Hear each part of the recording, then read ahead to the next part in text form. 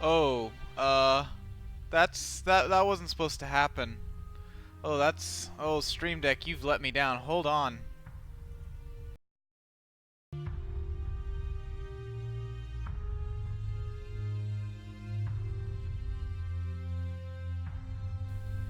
Alright, that was supposed to happen.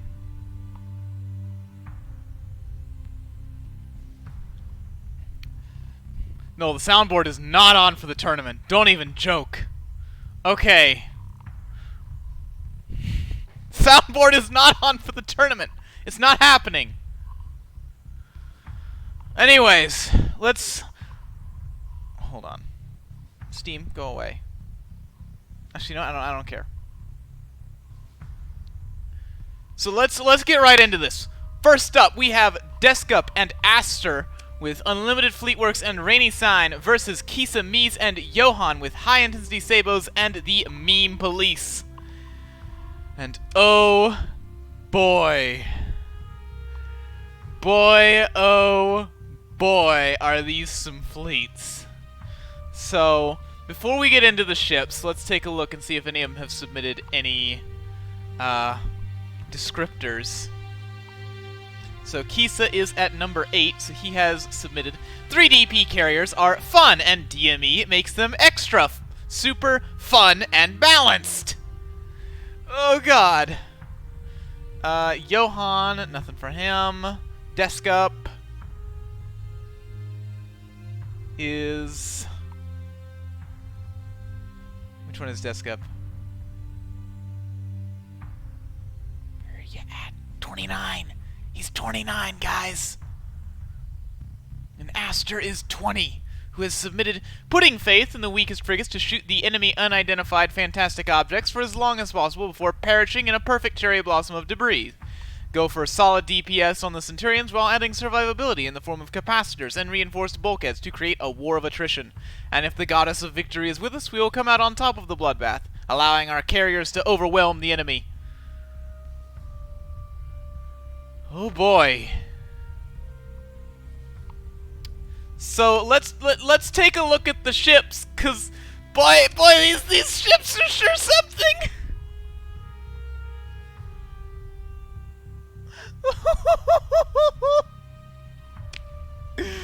So we have 2 of these Akko Katoras. We're familiar with them from last week.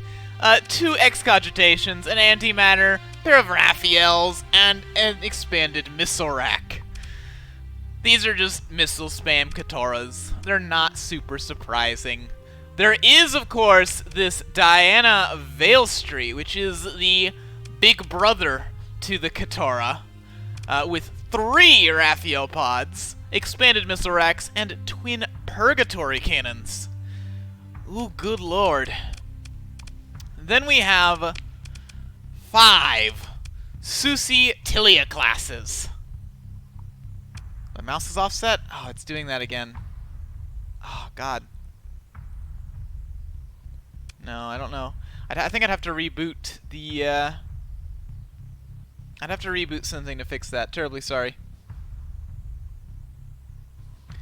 Anyways, these Tilias have 2 Catharsises each. They have 2 tactical lasers and extreme modifications with a null point shield. So that is 10 Catharsises. Catharsi? And 5 Maris Disablers. Yikes. Then we have entirely too many Valkyries. There are 1, 2, 3, 4, 5, 6, 7 Bamboo Leaf Rhapsody Valkyries. We're familiar with them at this stage. They have a Thunder, extreme modifications, so on and so forth. We have 1, 2, 3, 4, 5, 6, 7, 8, 9, 10, 11, 10. 10 Shoot the Bullet Centurions with safety overrides, expanded missile racks for a second Reaper. A lot of OP into just getting a second Reaper out of this thing. And 4 light assault guns. 1, 2, 3, 4, 5, 6, 7, 8, 9. 8! 8 weakest Centurions with triple IR pulses and Reaper class torpedoes. Same deal as before, but they've got reinforced bulkheads now. Interesting, interesting. What's the... Surely that can't be it. Guys, they have one less gun. They have one less gun and they're all about capacitors instead of vents. And then we have one double-dealing Centurion with twin antimatter blasters. Whew. Up against them is the meme police. So we have the Transrites 2.0 Mastiff. There are two of these. We know them, we love them. Twin Sabo racks, twin Reaper pods, 4 tac lasers, a high-intensity laser, 2 flat cannons, and a converted hangar with Oblonskis. Then we have 2 the weak should fear the strong Mastiffs. Same deal, but... Actually, no, they're literally just the same thing. I thought there was a difference, but no, there isn't.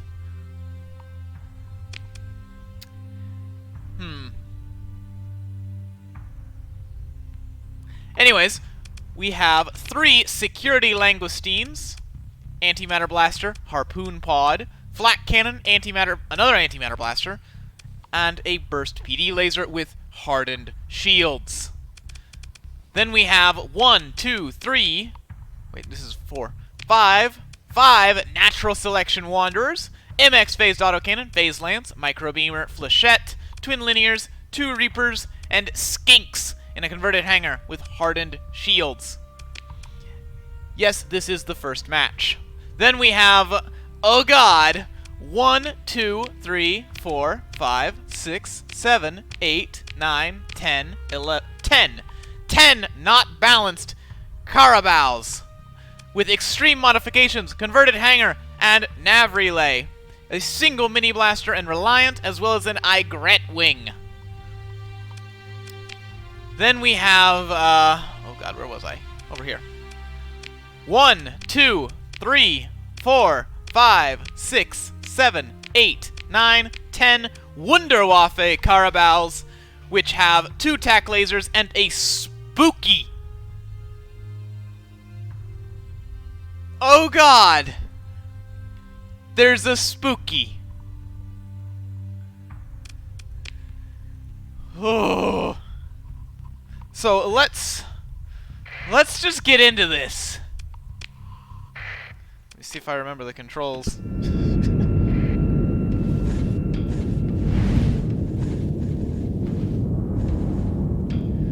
Already frame rate tanking.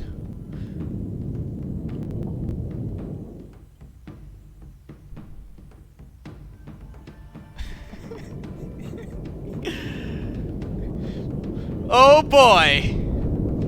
Alright, so the Centurions and Kataras are taking the lead. I don't think that should shock anyone. The rest of the fleet is cruisers and carriers. They don't want to be in the front anyways. Up against them is, well, more carriers.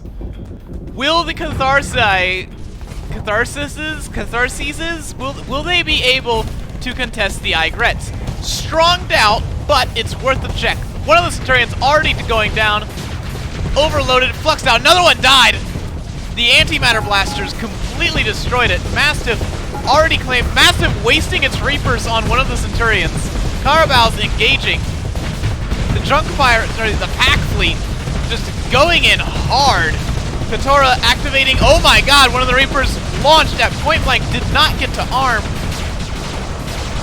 One of the, no, sorry, I thought that Wanderer had overloaded. Langoustine is way overextended, getting devoured by those Centurions. Down it goes. Centurion's far off on the side, trying to wrap around. Another Centurion trying to do a wraparound over here, but it is alone. Katara went down on the front line. Mastiff taking a bunch of pressure, but holding steady. Harpoons coming out on this Centurion over here. Raphael's coming in from the Valestri on that Mastiff. Good lord, there's a lot going on here. Damperfield's keeping the Centurions in the fight, despite the phase lances from the Wanderers. Oh! Mastiff narrowly avoids a Reaper up the tailpipe. Another Reaper coming out. Can it get past the fighters? No, it cannot. It is intercepted by a fighter. Still wrapping around over here on the flank. trying to get past that Langoustine and get into the cookie jar of converted hangar carriers. Oh boy, that's a Carabao going down to a Reaper. A Centurion died in the process, though. Another Centurion goes down to a Reaper over here. Constant action all across the field here.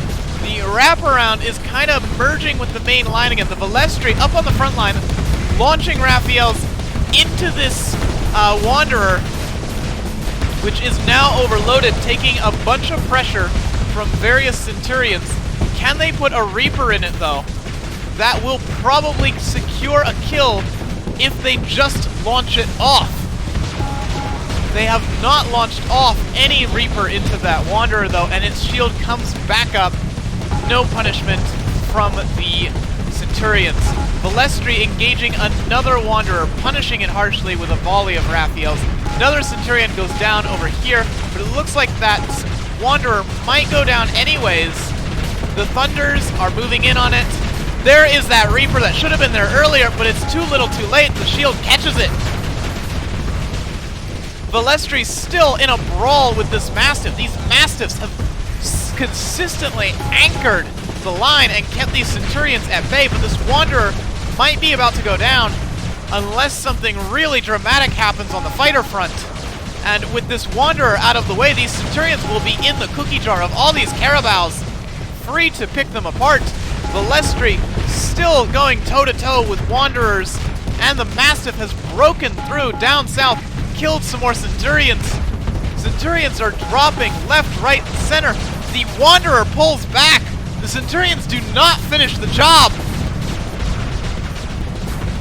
Oh my god, the Velestri still trying to crack this Wanderer, just with no luck. These Wanderers have survived so much of what is being thrown at them. The Carabaos are honestly not even under threat. One of the Carabaos has overloaded, but I don't think it's going to amount to anything. Oh gosh. Centurion is going down. Velestri splitting fire between the Wanderer and the Mastiff. Don't think that's what it wants to do. It wants to focus on that Mastiff. Centurions are just running out of them. I don't think there's enough Centurions left to keep this front line under control. The carriers have not accomplished much anything against this swarm of Aigrettes. They have absolutely shut down the Catharsi. Velestri almost fluxed out. Mastiff still holding firm. Stubborn little thing. Centurions trying to hold at bay. One of the Centurions is about to go down to the high intensity lasers, but no, it is able to disengage at the last second. Two of these Centurions have snuck into the cookie jar when the Wanderer wasn't looking and are trying to pick through these Carabaos, but the Wanderer is there to punish them for it. It has caught up to them. Velestri still fluxed out, unable to leverage its main guns against this Wanderer. But it can leverage those Raphaels, and it will. It looks like one of the Wanderers is about to go down. Another Centurion goes down on the front. Valkyries and Tilias are now on the front line because there just aren't enough Centurions to keep them safe anymore. Mastiff is going hard in on this Centurion. Velestri kind of hanging back. It needs to let its shields down so it can dissipate some of that hard flux. But it just is staying fluxed out. There's a couple of ships like that. This Centurion up here is also pretty fluxed out. Mastiffs could just end this at any moment. They're spacing down a couple of carriers that really have no ability to stop them. Velestri has finally dissipated some hard flux and is pushing up on one of the Wanderers. Launches a volley of Raphaels, which are mostly caught by fighters, having very little effect on the Wanderer. Mastiff going in hard on one of the Centurions. And another Centurion goes down to the other pair of Mastiffs. More Raphaels coming out on the Wanderer, and this time there will be no fighters to save it. Velestri just needs to get a little bit closer and finish the job. Constant give and take. Two Centurions still up here trying to get this Wanderer to go away so they can kill more Carabaos. But it just isn't going to happen. This Wanderer is still hanging on. The Mastiffs have showed up to save it. Launching Sables into the Velestri, and that's going to put its flux hard in the red. It's going to respond with a volley of Raphaels, also fluxing out the immediate Mastiff, but there's another Mastiff right behind. It's not going to matter. The high-intensity laser coming out, boring through that Velestri's hull, and there are more Sabos coming in on that Tilia. They're probably going to catch the Velestri in the crossfire, no less. Centurion's starting to hit malfunction territory on CR. Carrier's still just struggling to contest the Aigrettes and the Spookies.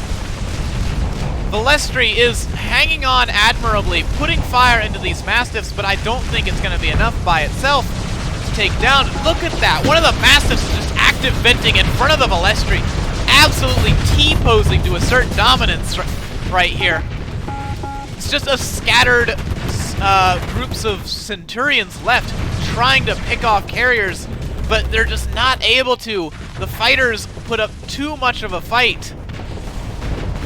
It's just a matter of waiting for the Mastiffs to pick through the carriers in this Velestri, I think.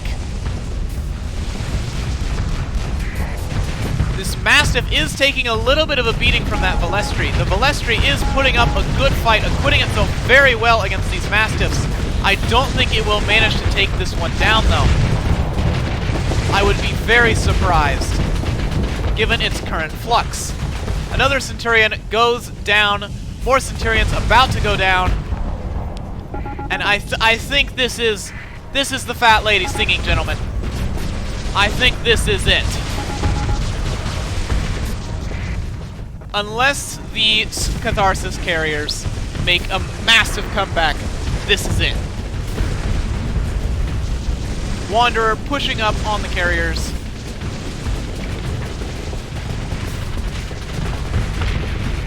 One of the Wanderers goes down. First Valkyrie down. Another Wanderer pushing in on the carriers. There's a couple of carriers here. The Valkyries might actually be able to ward it off with their railguns. It's just a matter of waiting for the Aigrettes to capitalize on their opportunity. Or one of these Spookies. These Spookies are potentially very serious threats with their Etanos and phased autoguns. But it looks like the Disablers are able to keep the Spookies at bay. It's just a shame that the Disablers aren't able to do the same to these Wanderers. Good lord, it's settling down a little bit. The fleets are kind of regrouping a little bit. There are two pockets of Astra and Deskup's fleet left. There are all these ships down here, what's left of their main line, engaging this Langoustine and getting bullied by fighters, and then there are this group of carriers over here trying to hang on. But I think this Valkyrie is about to go to Spookies. There are 3 Spookies on it, and they get the kill. Ooh. And now they move on to the next Valkyrie. Valkyries just do not have an answer to these Spookies. And if they did, the Aigrettes would probably shut it down, let's be real. Mastiff pushing in on this Tilia. Does the Mastiff have an answer to the Tilia at this stage? Does it still have any Sabos? Well, I say an answer. Does it have a tool to kill the Tilia, is what I mean. Obviously, it has an answer to a nearly unarmed carrier. I'm just wondering if it can properly beat down those shields. Ooh. This is going to be a little while, I think.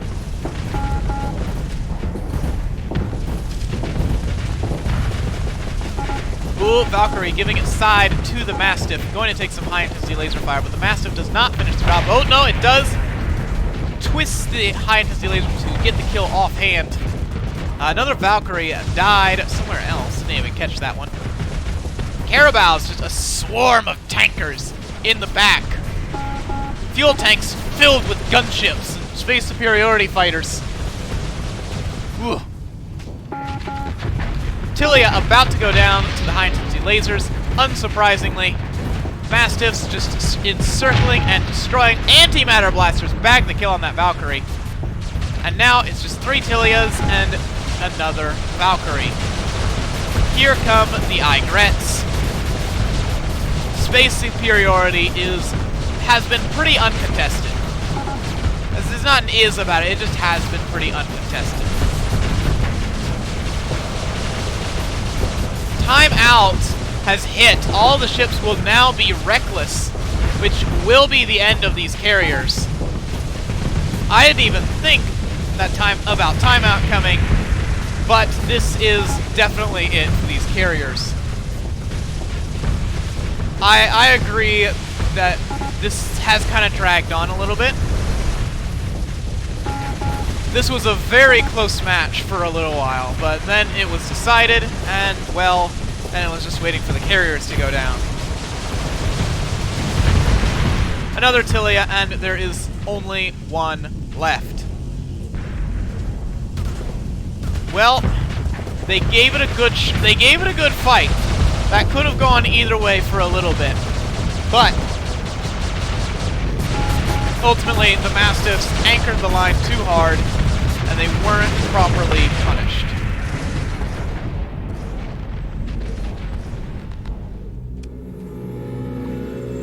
Definitely not a shame. They did take out one of the Carabals, most of the Wanderers, actually, and one of the Langoustines, but the Mastiffs go unmolested. That round will go to Kisa and Johan. Up next, we have Daddy Pants and Ruben versus Cairo and SCC. So, let's give it a look. Did any of them submit a description? Let's see. Daddy Pants is...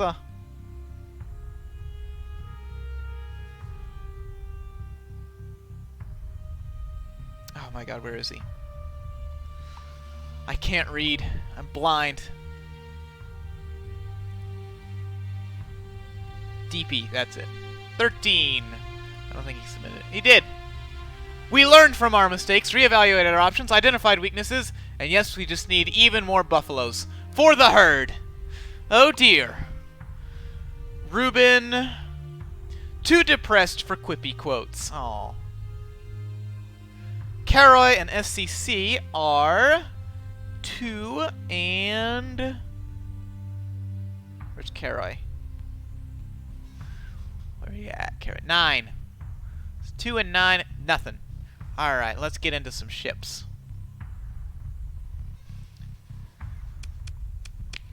So, we have, first up, we have, oh boy, we have Daddy Pants' fleet. We have first, the First Blood Buffalo Mark II with a proximity charge launcher, 3 swarmers, Vulcan cannon, PD laser, converted hangar for talons, heavy armor, and reinforced bulkheads. Then we have entirely too many other buffaloes. Oh god. 1, 2, 3, 4, 5, 6, 7, 8, 9, 10, 11, 12, 13, 14, 15, 16, 17, 18, 19, 20, 21, 22, 23, 24, 25, 26, 26 Falcon P wannabe Buffalo Mark IIs with Drake Assault Interceptors in converted hangars, makeshift shields, 3 harpoon racks, a Sabo pod, no more free Hong Kong Buffalo Mark IIs, and then we have a Kite S. It's got hardened shields and heavy armor, and it's just kind of here for being a mascot. I mean, it's also like 2 DP, so he's not really paying much for it. It's like half a buffalo. Yeah. Anyways, then we've got 3 Yukikazes, the 2 of the over-nerfed class, and 1 of the wasn't even my final form class. The wasn't even my final form Yukikaze has a mini blaster array, antimatter blaster, IR pulse laser, Shiva disruptor beam, which inhibits the movement of targets hit, making this an even more potent interdictor than the Yukikazes had already proven themselves. And an auto pulse laser, automated repair unit to counteract the extreme modifications, as well as hardened shields, a front shield for a 360-degree arc, integrated targeting unit, and advanced turret gyros. Then we have 2 over-nerfed Yukikazes, which have 3 Nenparax Beamers, 2 Auto Pulses, and a Phase Lance, otherwise more or less the same. Though they do lack the advanced turret gyros, which I guess are to counteract the traversal rate of the Shiva. Alright, and up against them we have Cairo and SCC with red versus blue. We have the one and only, the Dying Sun, Pandemonium. It's back! Oh boy! What is this? 7 Raptors, 6 Rexen S's, let's see, 10 Birchels, 4 Ulans, no fighters of any type, shield bypass, gunnery control AI, integrated target unit, advanced turret gyros, and expanded magazines with maximum vents. Not quite maximum, but close enough, as close as they can manage.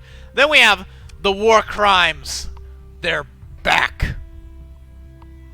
1, 2, 3, 4, 5, 6, 7, 8, 9, 10, 11, 12.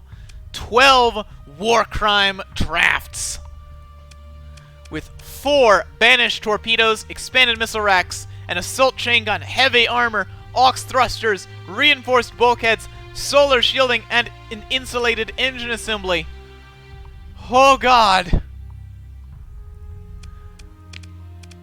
These are very fast and very aggressive. It remains to be seen if they can blow their load fast enough, though, especially with no PD against a missile spam fleet.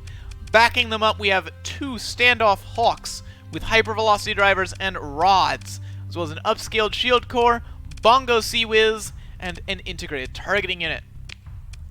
We have a Caswell, air superiority, 2 A-Swings, 2 monograms, 3 bongos, 2 rods, a Reliant, an ECM package, and expanded deck crew. Then we have 3 heavy-duty Caswells with 3 light plasma drivers, 2 rods, 2 Reliants, 2 monograms, and 2 Dukes. I think the Dukes are going to be big players here because they are, frankly, just replenishable medium ballistics. Kinetic, no less, against a fleet of makeshift shields.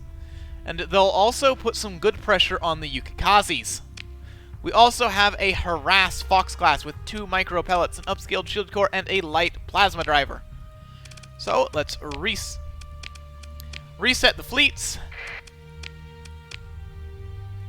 And I know I probably don't have to keep ARS on the player side anymore, but it's just habit at this point.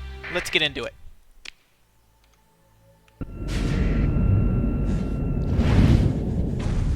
Panda, front and center, immediately using its flicker core to take an early lead over the rest of the fleet, but doesn't look like it's planning to stay there. Probably a good idea. And here comes the Stampede. Look at all of those Drakes. Those look very funny with the little texture for D-mods. The mascot going very aggressively forward. Not going to work out for it. And here come the drafts. Banishes coming out onto the First Blood, and it is already down. Here come the missiles. There are not a lot of shields in this fleet, but there is a lot of PD from that Panda. Will the missiles be able to connect? Drafts already taking a little bit of damage. Can they blow their loads, though? That is the question. If they can get their banishes out, I think they are the real winners here. Looks like those banishes are going to... One of the buffaloes caught out by the banishes immediately goes down. Another buffalo down to the siege lasers. This is exactly what I was expecting. Drake's tearing the drafts apart. I suppose it shouldn't surprise anyone that flak fighters are doing very well against unshielded frigates. More missiles coming out into the drafts. Yukikazes are now up at the front, trying to interdict the drafts, who seem to be running out of banishes already over here. I don't know what this draft is doing, but it just missed most of its torpedoes, overloading 2 buffaloes and killing none. many drafts going down to all of these drakes and missiles, but they're taking buffaloes with them. So I don't think it's really all that bad for the drafts. 2 Yukikazes picking through these drafts over here. Buffalo's facing the wrong way, getting flanked by the panda. Drafts tearing through the buffaloes over here, but I do not think there are enough of them to finish off all of these buffaloes. They are baiting out a lot of harpoons from the small racks. Remember, they are small racks. They do not have a lot of ammo. Wasting a few volleys on getting rid of all these drafts will have big consequences. Yukikaze is now interdicting the Pandemonium, which is by itself. Nothing backing it up. Not where it wants to be, alone against a Yukikaze. Trying to siege down the Yukikaze's shield, but it's not quite working out. The Yukikaze just flickers away. And now, with the drafts finally exhausted, wait, no, there is still one more draft over here on the side, trying to bag one last kill. Come on, you can do it! You can do it! Ah! Ah! The draft did not get a final kill. And that means that there are no more drafts. The fleets are regrouping. Yukikaze going hard on this hawk. Bunch of harpoons coming out on it as well, and that is a hawk down. The panda is just off by itself. I don't think it can pull off fighting these Yukikazes alone. Very strong ships, these Yukikazes. The Nenparax Yukikaze is coming in behind the panda. Not good for the panda. It's still focused on the Shiva Yukikaze, taking auto pulses into its broadside. Has not lost any weapons though. Picking through these buffaloes in between getting bombarded by the Yukikazes. If it can pick off the buffaloes, they might be able to take care of those Yukikazes with the Dukes. But that remains to be seen. A lot of pressure coming out onto these hawks from the Yukikazes. Yukikaze takes some siege lasers onto the nose, taking a little bit of hull damage. And the buffaloes have just formed a pocket with the Yukikazes everywhere else. Caswells and hawks, everything, and the red versus blue fleets just scattered all around the buffalo pocket. The Ulans are just dedicated to keeping these Yukikazes at bay, though, which I don't think is what the panda wants to be doing. It wants to be killing buffaloes, and instead it's getting hammered by these auto pulses. It just isn't a good place for the panda to be in. But the Dukes are still slowly but surely picking through these buffaloes. Can they pick through the buffaloes faster? Oh my god, the Yukikaze just takes a massive amount of hull damage from the Ulans. Leaves the shield down, and it doesn't raise them again. The panda has a kill. One of the Yukikazes has died. I think that was the first Yukikaze to die this entire tournament. The other one has taken a lot of hull damage. The panda has run out of armor and is at about 60% hull, but it's up against a single Yukikaze now at about 40% hull. I don't think that Yukikaze has a good chance. No, what are you doing, panda? Don't give your back to the Yukikaze. That's not what you want to do. More buffaloes going down. They're almost out of buffaloes. That is the last buffalo. It's just the 2 Yukikazes and the mascot Kite now. The Dukes are going to come down on this one Yukikaze and start putting a lot of kinetic pressure on it. It's not going to be able to flicker away from these kinetic fighters. They're just going to keep pressuring its shield and preventing it from dissipating hard flux like it wants to. There's a Caswell trying to duel a Yukikaze. Not a good idea, but I appreciate the effort, little guy.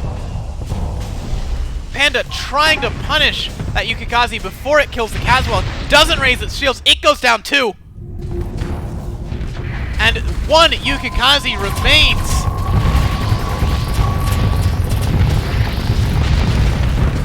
All the flak mines coming out all around this thing. in the middle of a minefield. Caswell rams the Yukikaze for the kill. Good lord. Finishing with style, and it's just the mascot.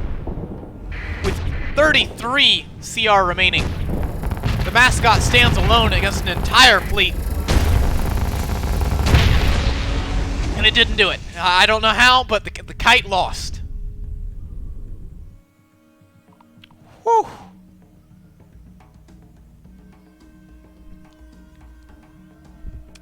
Not a shame.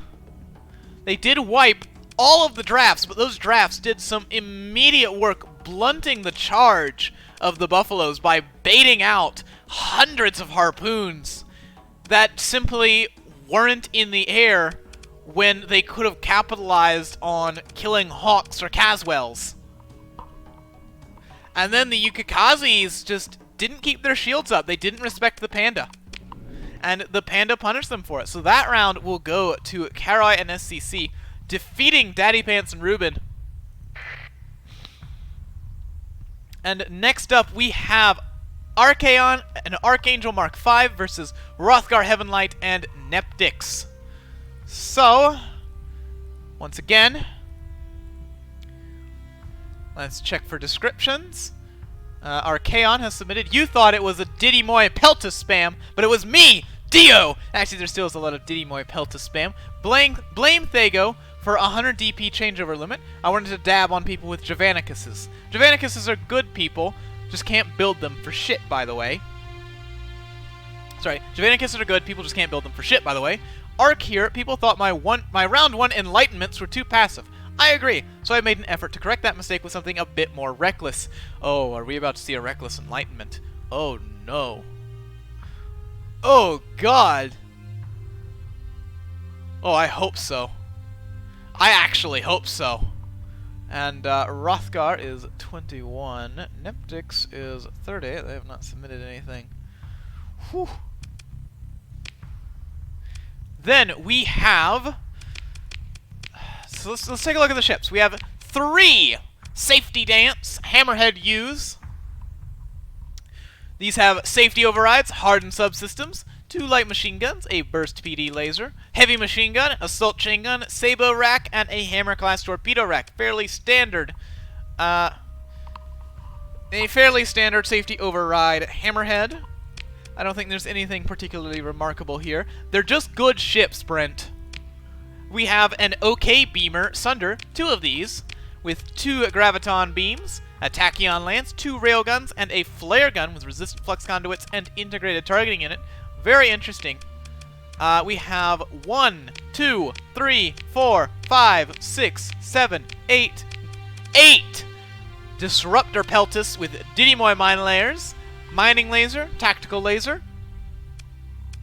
And then we have 1, 2, 3, 4, 5 Scout Perry's with 2 light machine guns, attack laser, and an assault chain gun. Then we have 4 Jury Communions with a Fervor and 2 Wisdoms, as well as 2 Salamanders, 2 Mini Blasters, hardened subsystems, and expanded deck crews. And then we have a Redemption Enlightenment with 2 Tachyon Lances, 2 Sabot Pods, sorry, 3 Sabot Pods, many Mini Blasters. Let's see, this is 8, 10, 12, 14 Mini Blasters, and 2 Mini Blaster Arrays. Hardened shields, accelerated shields, heavy armor, integrated targeting unit, reinforced bulkheads, automated repair unit, blast doors, and unstable injector. This is a very unique Enlightenment fit, and it has maximum capacitors. This is utterly flux neutral with its shields down. Shocking to see, actually. Let's see if the AI does anything with that. This is going to be a very hard ship to take down. Then, for we will burn them with unholy fire, we have 1, 2, 3, 4, 5 I don't know how to pronounce that. I've not played the Elder Scrolls enough to know how to pronounce that. I'm sorry. Oppressor classes with 4 Atropos racks, 2 Partisans, 2 hypervelocity drivers, a heavy mauler, 6 reliant machines. Sorry, there's another 7th reliant machine gun in the back. let's see. 1, 2, 3, 4, 5, 6 light machine guns, 2 Sabo racks, 2 flak cannons, integrated targeting unit, and maximum vents. Then we have 2 You Were Expecting a Matriarch. Yeah, that's the whole thing. You Were Expecting a Matriarch. Caesars with 2 Tellums, 4 sledge cannons, 2 flak cannons, 2 Onagers, 2 Vulcans, and 2 Custos Defenders, as well as the built-in Crocea Moors and an Imperial armor package. So I think what has happened here is that these Caesars were very much planning for the very fighter-heavy fleet that Archangel fielded, or that Archangel and Archaon fielded in the last round. But there's an enlightenment now. They have transitioned to a more line-based fleet, with still some vestiges of the fighter fleet, of course, that these Caesars will do very well against. But I do think these oppressors have a lot of good tools for dealing with those safety override ships. They can bunch up. They have mini Vulcan and Swarmer interceptors that will hopefully bog down those safety override ships, and they have a lot of artillery firepower, as well as, well, Sabo racks, which are just good in general. And once one of the safety override ships is fluxed out, they can just hammer it with Atroposes. I think they'll do pretty fine here, but there's only one way to find out. No.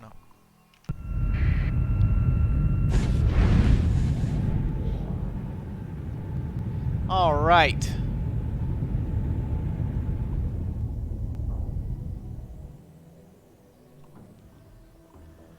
Very few ships for this side.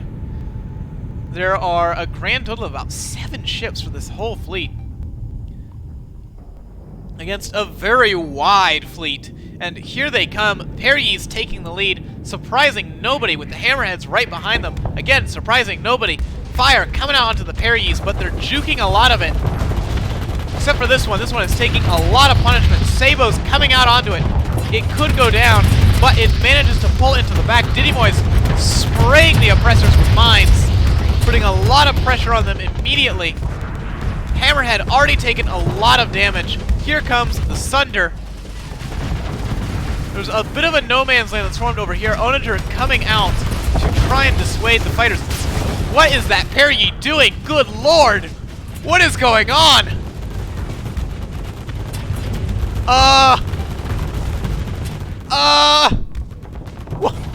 Okay, it's slowing down. Back to the fight, Jim. The Enlightenment moving up on one of the Caesars, putting Tachyon Lance Fire on it. I don't think that this Caesar really is going to be in much danger, come to think of it. It's taking a bunch of hard flux damage from the Sabos, but I don't think those Tachyon Lances alone are going to be enough to penetrate the armor. No, they aren't, and one of the oppressors has forced the Enlightenment back.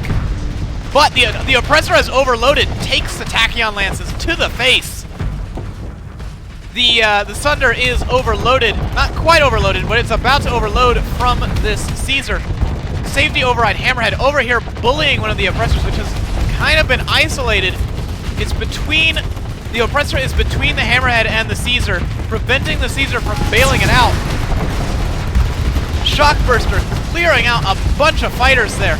Enlightenment is overloaded, standing in front of the Caesar, which is venting right in front of it.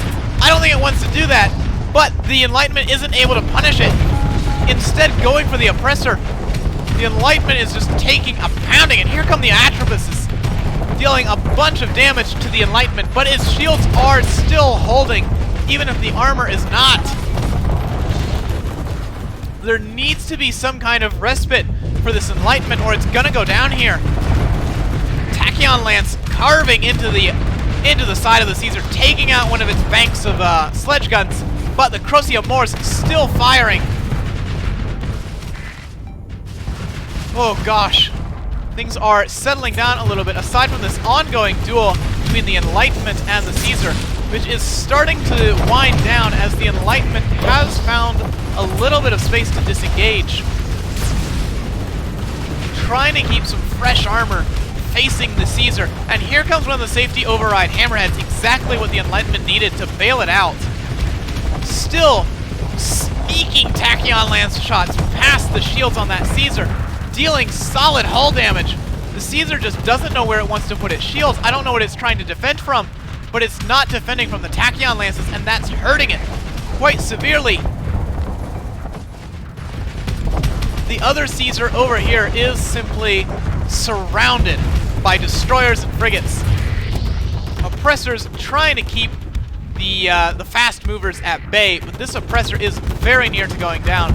If this hammerhead could pull back enough to vent and then press in, it could actually kill that oppressor. And that parry might buy the time it needs, or kill the oppressor outright. No, it will not kill the oppressor. It takes too much damage and has to disengage. One of the parries has gone down, as well as two of the peltas. The Enlightenment now has ample space and is completely vented. And now the Caesar could be in trouble. It's trying to active vent. Can the Enlightenment close enough to take the shot? No, it cannot. The Caesar vents unopposed, and there goes the Sunder. Hammerhead still just losing duels against this oppressor. Tragically. Ugh. This hurts to watch. Caesar still taking damage. Here it comes, though. Tachyon lances carving in to the port side of that Caesar. More sabots coming out, and there goes the Caesar. The Enlightenment has bagged a kill. Now it just has to do that one more time onto the other Caesar. One of the oppressors could be going down to a Tachyon lance soon. And another oppressor is very near to going down. Unfortunately, the kinetic pressure from these oppressors is just more than these hammerheads can push through. They're being kept at bay very well by these oppressors. And now it's just settling into a bit of a standoff. The other Sunder getting bullied by the Caesar, but there is a hammerhead in its face, putting a lot of hard flux pressure on it.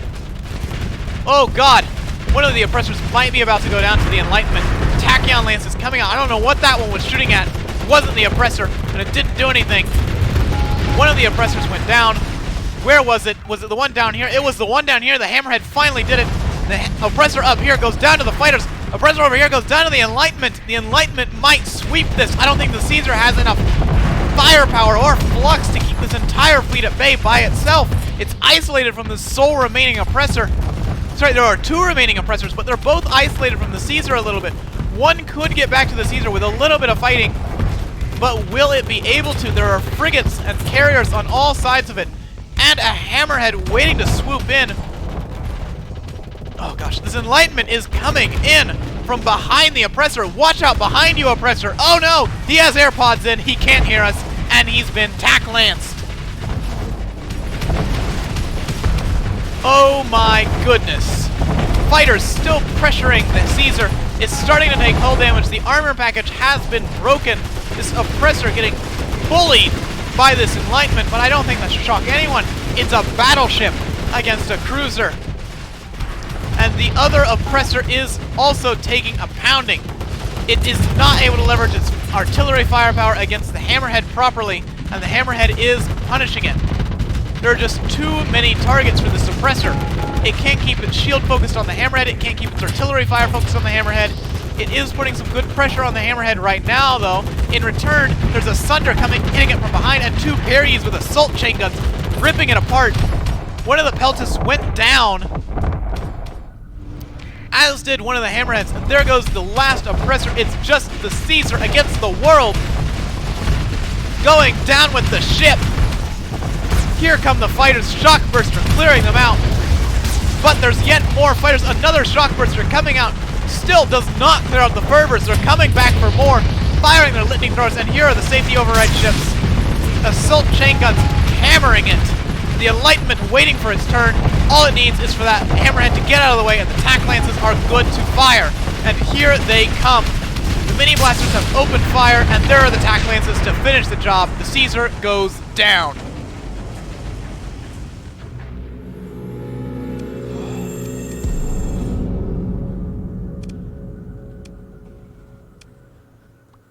And definitely not a shame, though the ORA fleet did not take any losses.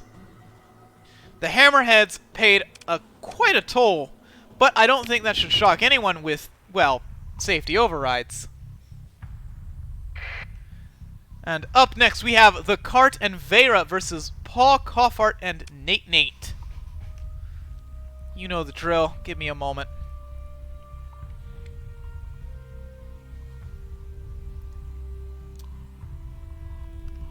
Vera has submitted. Sorry in advance for making you stream this because it's probably going to take at least 10 minutes. Oh no. Oh. Nate is 33. Nope. Okay, let's take a look at some ships.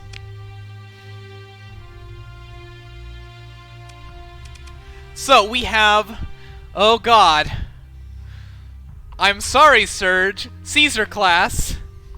4 heavy machine guns, 4 assault chain guns, 4 particle guns, 4 reliance, 2 harpoon pods. What is this Caesar doing? An Imperial targeting package, integrated targeting and hardened shields. What's going on? What's going on with this ship?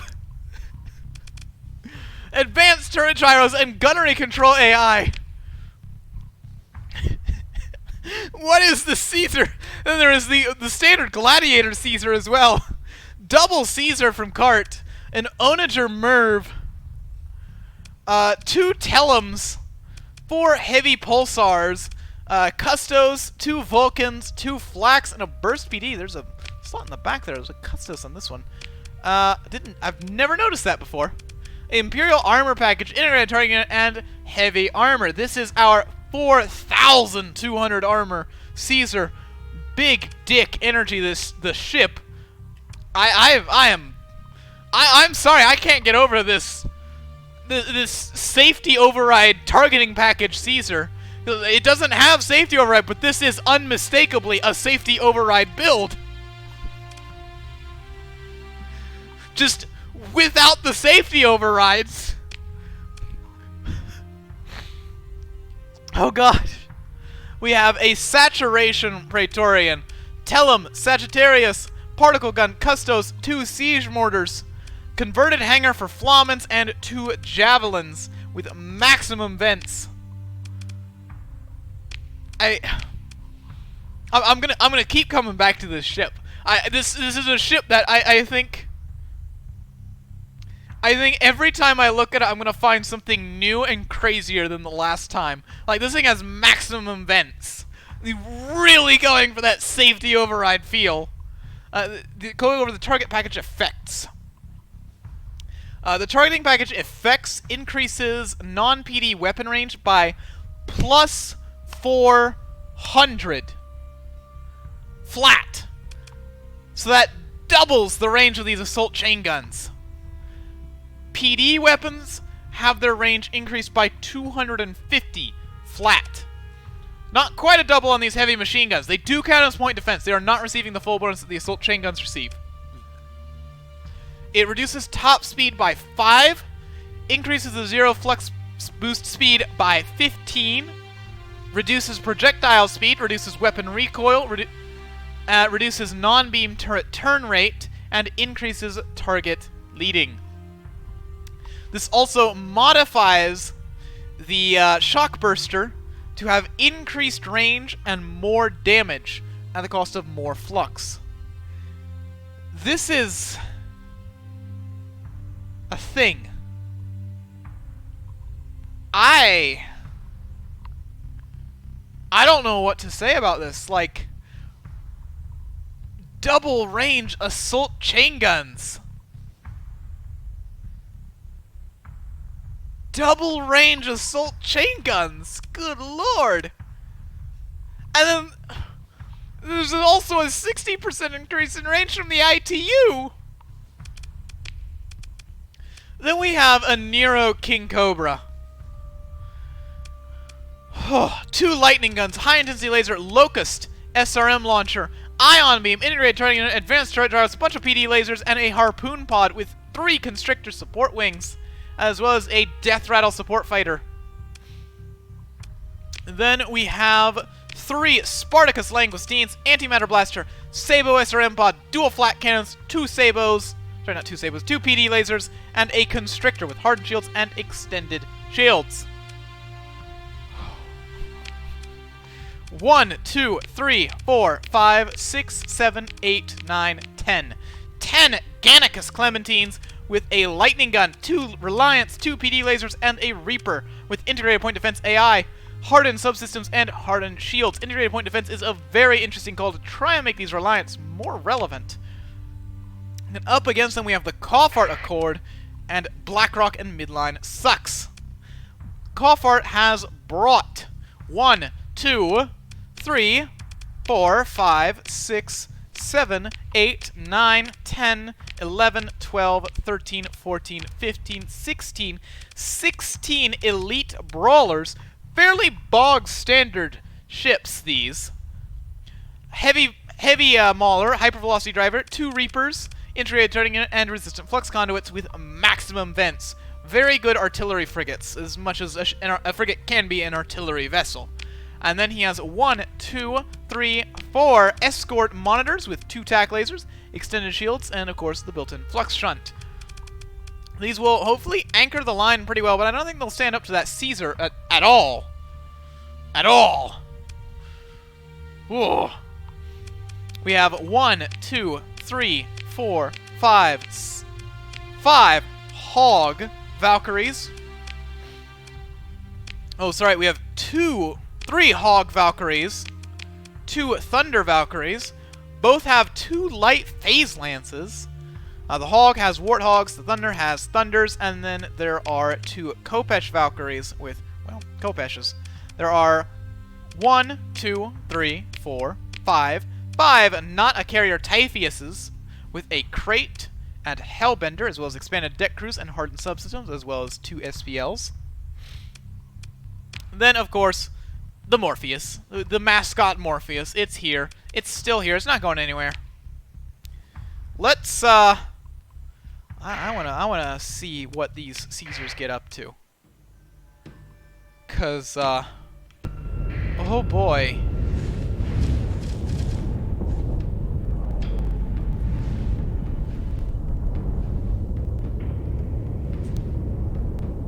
I am terrified of this safety override Caesar, because that's what it is. You can't convince me that this is not just a safety override build in a capital ship.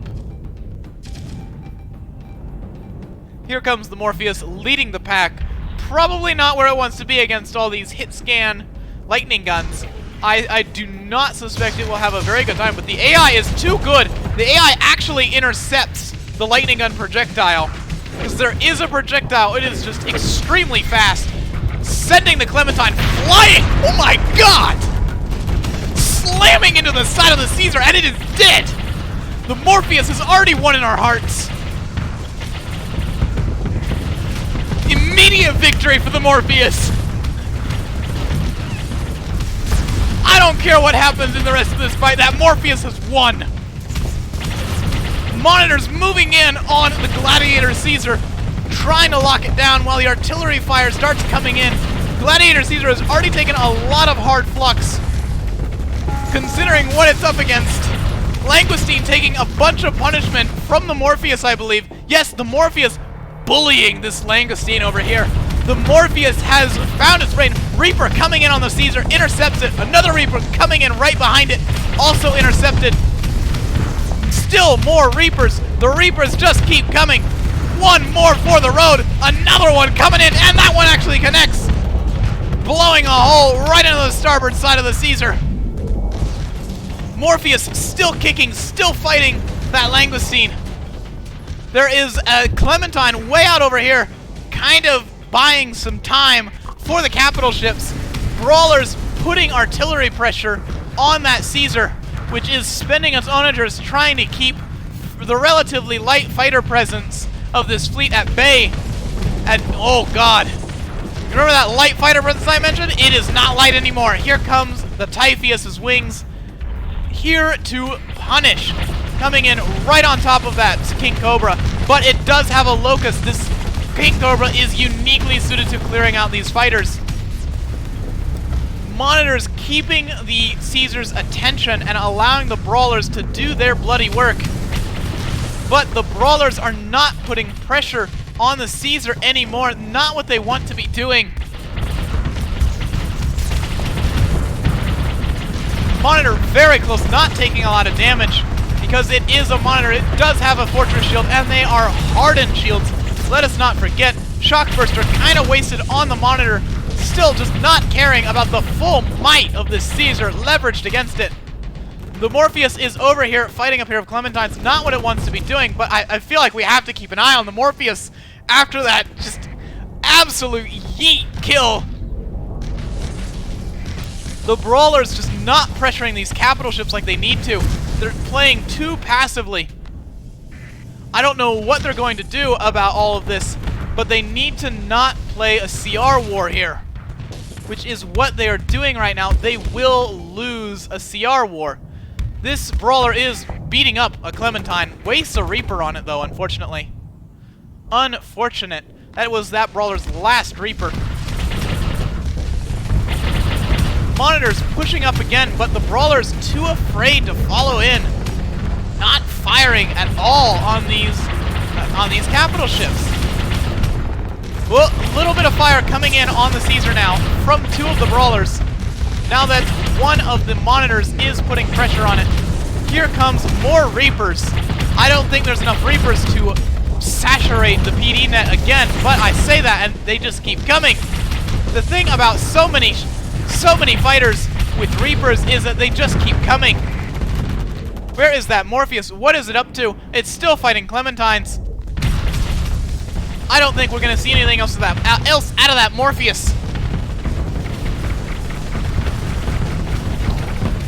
Fighters coming in, but I don't think they're going to have any luck against that King Cobra. Especially not if they move in front of the Caesar. 3 Clementines arrayed against this Morpheus. Oh my god! One of the Clementines almost goes down outright. King Cobra now surrounded by artillery brawlers, taking a pounding from hypervelocity drivers. Incoming Reaper coming in on the King Cobra, connects. The King Cobra lacks the PD grid of the Brawler. Not the Brawler, the Caesar. Monitor now in the way, and the Brawlers are pulling back as the King Cobra approaches overload status. Morpheus still impotently brawling with Clementines. I do not think it will be able to do anything to them. Come on, Brawlers, you can do it. I believe in you. Another Reaper coming out, also connecting into the King Cobra. Here come the fighters to attack the Monitor. Monitor still does not give a shit. Doesn't care. Reaper coming out on a fighter. Intercepted by PD, though. Artillery fire coming out on the King Cobra. Again, lightning guns disabled. Another Reaper hits the shield. More heavy Mauler fire. Reaper also on the shield, but that overloads the King Cobra. Now the King Cobra is open. The frigates are getting aggressive. Oh man, that Reaper was narrowly intercepted right before hitting. And the other Reaper was too little, too late to get the kill. Now it's just the Caesar. This is the Gladiator Caesar in against all of these Brawlers. I do not think it's going to have a very good time. And the Assault Chain Gun Caesar is... oh god. There is very little pressuring this Assault Chain Gun Caesar. Mercifully. There is a merciful god looking over this Brawler fleet that they are not trying to pressure that Assault Chain Gun Caesar. Knocking back one of the Brawlers that got a little bit too close to it. Gladiator Caesar could be going down here. It is overloaded, getting hammered, but the Brawlers disengage at the last second, giving it some breathing room. The Morpheus is still around, very nearly dead, but still around. Can the Brawlers finish this, though? That is the question at this stage. Can they finish it?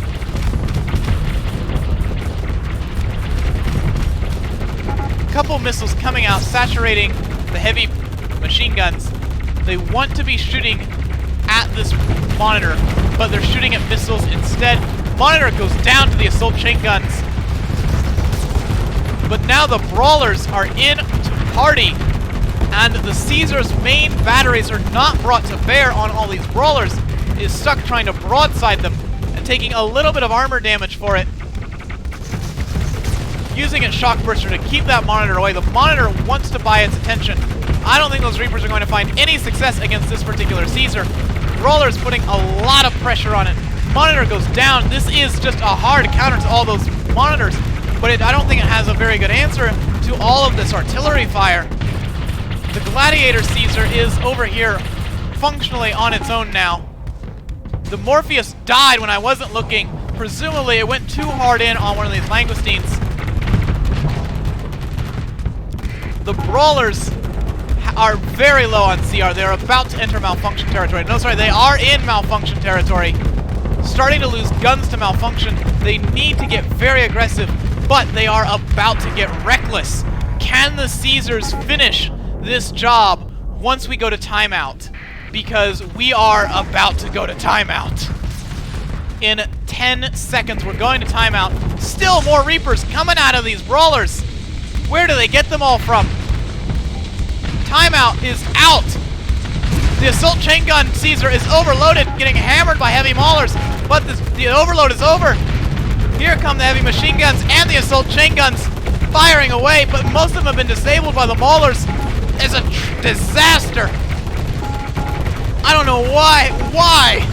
Why now? This Caesar was destined for great things. But it's going down to the Brawlers, and it has died. Did the Gladiator Caesar go down too? I think the Gladiator Caesar... No, the Gladiator Caesar is over here. The Brawlers not yet engaged it. There goes the Praetorian. Clementine went down somewhere. Brawlers are engaging the Gladiator Caesar, but there's just two of them. I don't think they... Oh, no, there's a third one getting engaged by the Gladiator, and a fourth one over here, which seems to have lost most of its engines to malfunctions. Here come fighters to try and finish the job on the Gladiator. Critical malfunctions on these Brawlers. They're going to 0 on CR soon. They need to finish that Caesar before that happens. If they can finish the Caesar, this can be done. But if they can't, well, the Caesar's just going to sweep the field. The fighters might be able to pull this out, though. Here come the crates. High explosive damage coming from the crates. Big threat to that Caesar. Caesar fluxed out. There just aren't any guns coming from the Brawlers because they've all malfunctioned. It's all on the fighters now. Can the fighters do it? The Hogs, the light mortars, the machine guns. The Caesar is down. The Brawlers have done it. Oh. The Brawlers are 0 CR, but they've done it. The Khoffart Accord has destroyed the dual Caesars at a heavy, heavy cost. They lost the Morpheus, but the Morpheus truly won that match. Oh, God. I need a moment. I need a moment. Oh, gosh.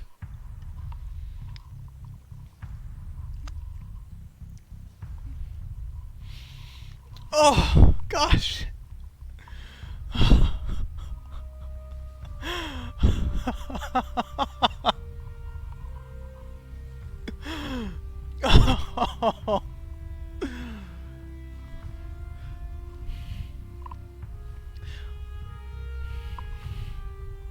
I'm sweating.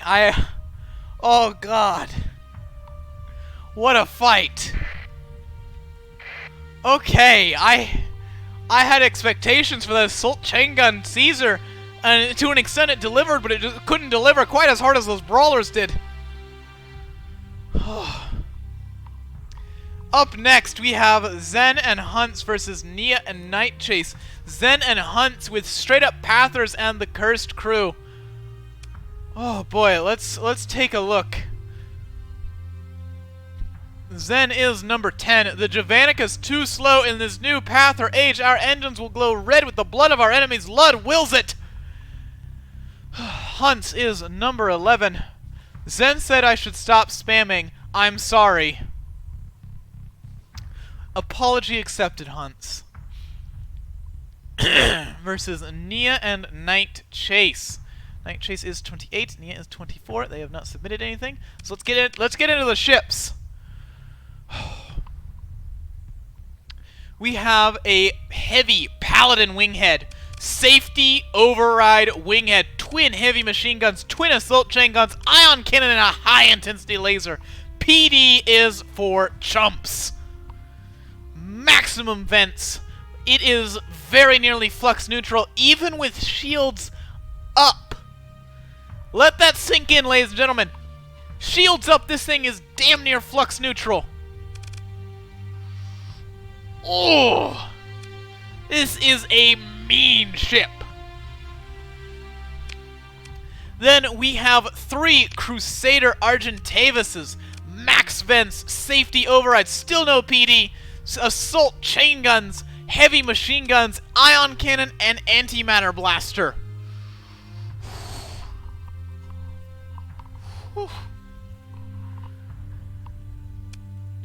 20 vents, so this is not quite as flux neutral as the winghead. Also, I feel I should point out, the high intensity laser on this winghead is a 360 degree turret. I know it is rear facing, but it is 360 degrees.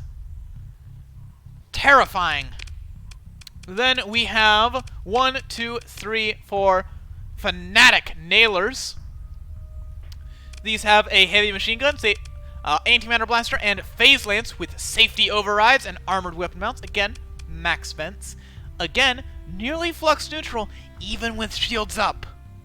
Oh.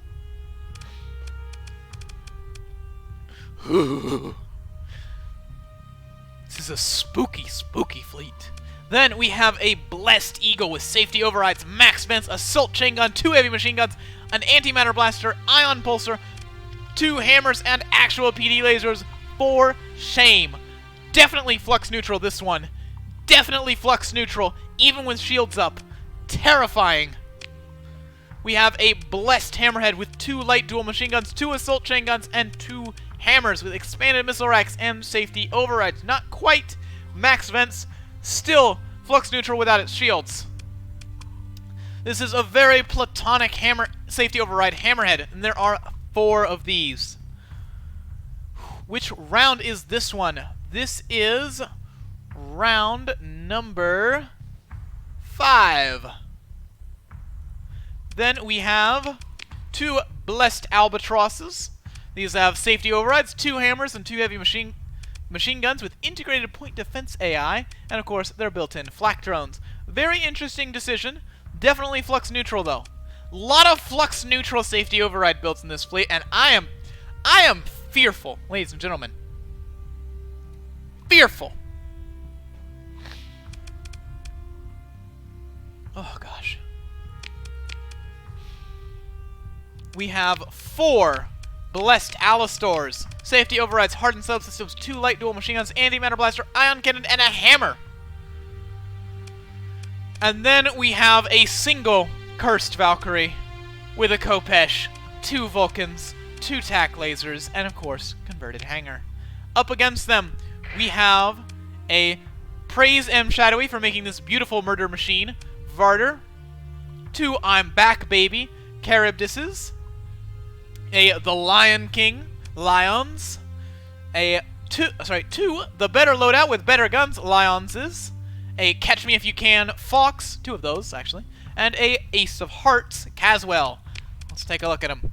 This is the Varder that we should be familiar with by this point. Triple Narwhals for gooning out an enemy flagship. Double Wave Pulses for general purpose damage.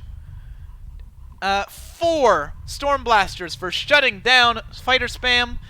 A slew of light sea EPCs.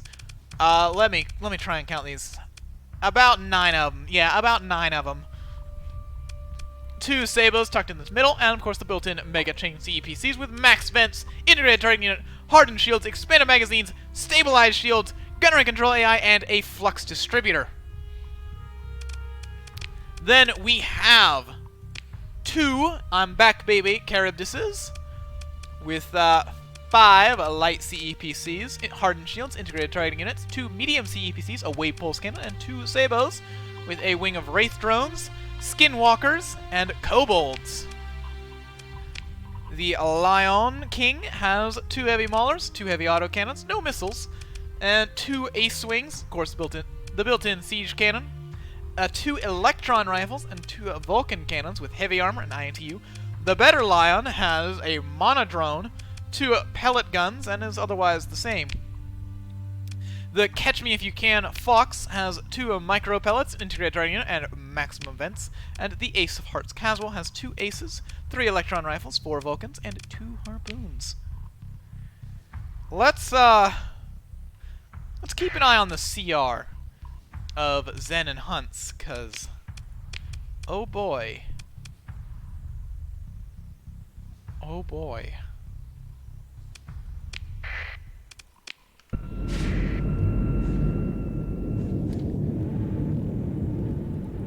Wait, the Argentavis has a built-in wing? I didn't even notice. What are these for? Drone gunships. They have assault chain guns of their own. Oh no!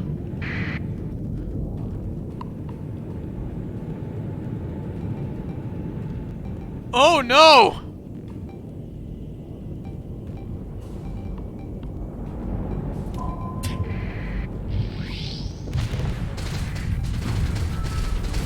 Siege cannon shot coming out on the winghead, pitifully ineffective.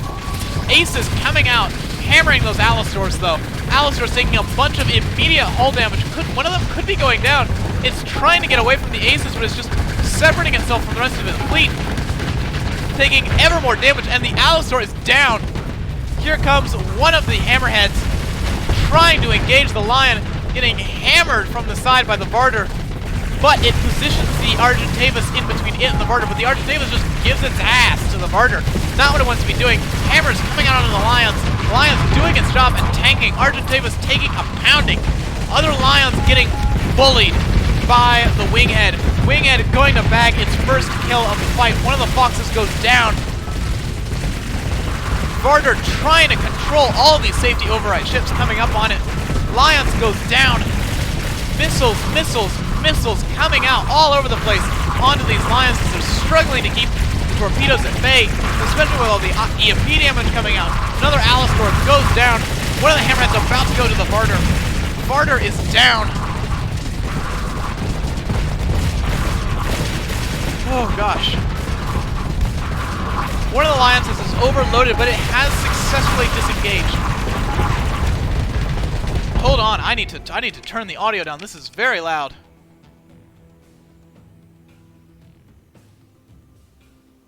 All of these CEPCs. Alright. Varder bullying one of the nailers, punishing it for its mere existence. Lions still tanking way more damage than it probably should. Argentavis about to go down to the Varder, but it is able to disengage at the last second. Lions goes down. Eagle now engaging the Varder, but the Varder is out brawling most of these ships.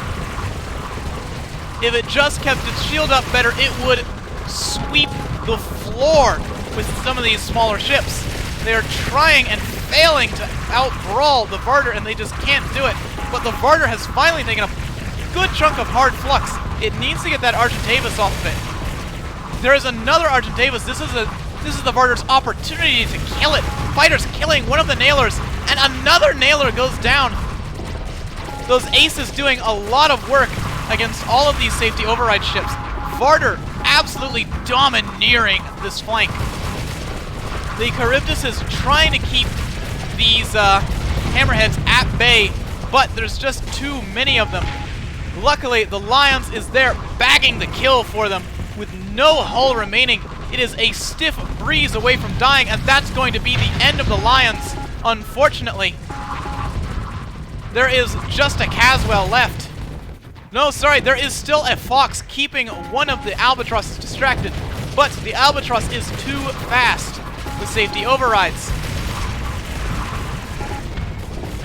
The SRA fleet is very focused on trying to clean out some of these frigates, which is not what they need to be putting their pressure on. They need to be focusing on the bigger ships, like this Eagle, which is now engaging the Varder head-to-head.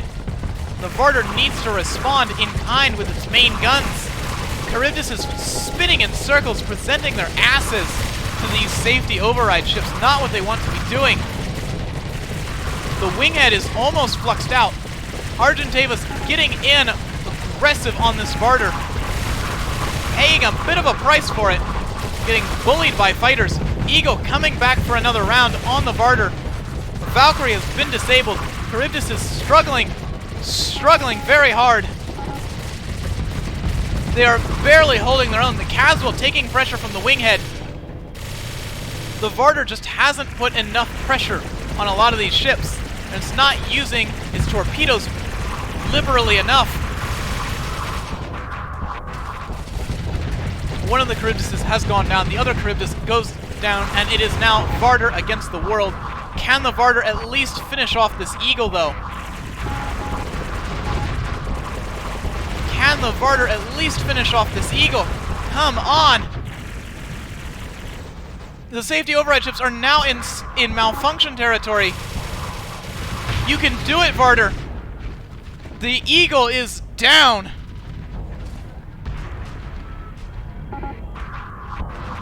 The Winghead is still on 48% CR. The Winghead is the threat to the Varder right now. The Varder needs to focus its firepower on that Winghead if it wants to survive.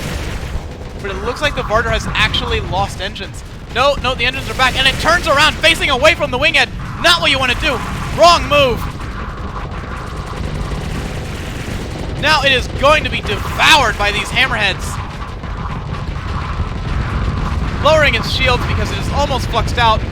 The high intensity laser will devour it. And then now they're just toying with it, honestly. Varder just unable to respond. Too many ships all around it.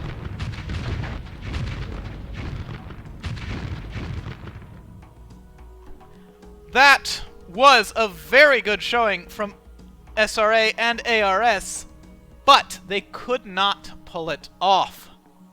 The Pathers have triumphed today. The Winghead doing its job admirably.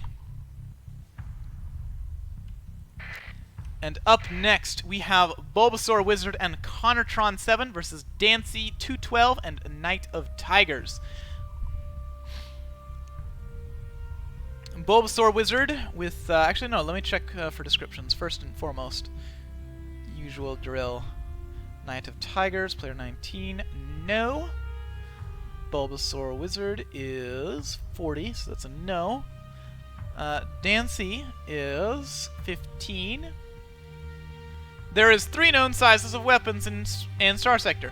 Small, medium, and large. But not everyone knows about the 4th, most devastating one. The Hull!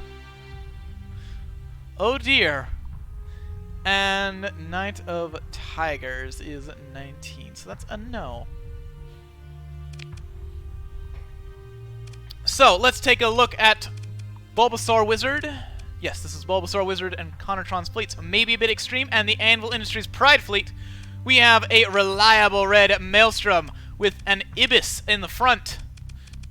4 Birchels, 2 Gloxes, 5 Light Needlers, a Hephaestus, and a dual flak gun with 2 Warlust Wings, extreme modifications, automated repair unit, a lot of extreme modifications this tournament, a Raptor, armored weapon mounts, resistant flux conduits, and maximum vents. Then we have a spicy Maelstrom with 2 Warlusts, 5 Light Needlers, and Ulan, basically the same thing as the reliable red, just, you know, with an Ulan instead of a few vents, and gunnery control AI instead of the resistant flux conduits.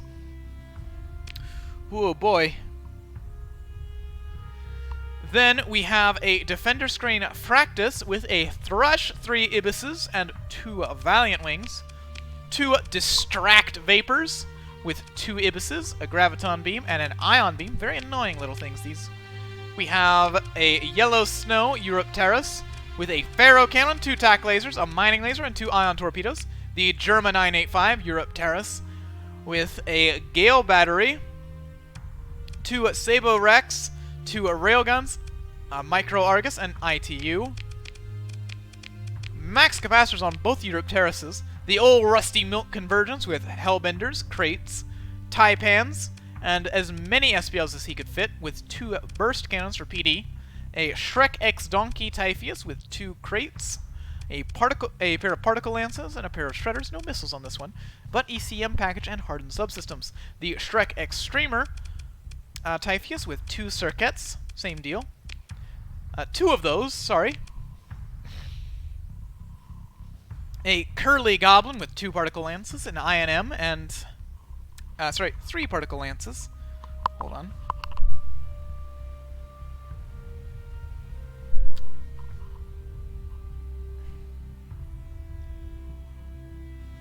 Hold on. Let me turn some things down. There we go. Turn myself down a little bit. With 3 Particle Lances, an INM, Unstable Injector, Extreme Modifications, a Strike Suite, and Advanced Turret Gyros. Then we have a Larry Goblin with a Mini Blaster, 3 Burst PDs, Stabilized Shields, and Hardened Shields. A Mo Goblin with 4 Light Phase Lances, Extreme Modifications, Flux Coil Adjunct, and a Birdie Strike Suite. As well as a Shrek is Life Scorpion with a Dipteron Wing, 2 Hypervelocity Drivers, Converted Hanger, Heavy Mauler, Shredder, 2 light SPLs, and a front shield conversion for a 240-degree arc shield.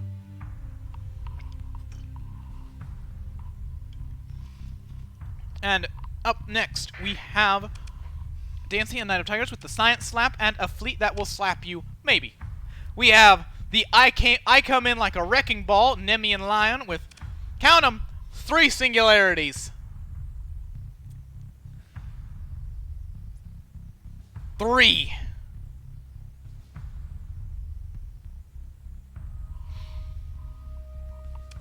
Two Inferno Mervs, 2 Nano Needles, 4 Vulcans, ECCM, and reinforced bulkheads.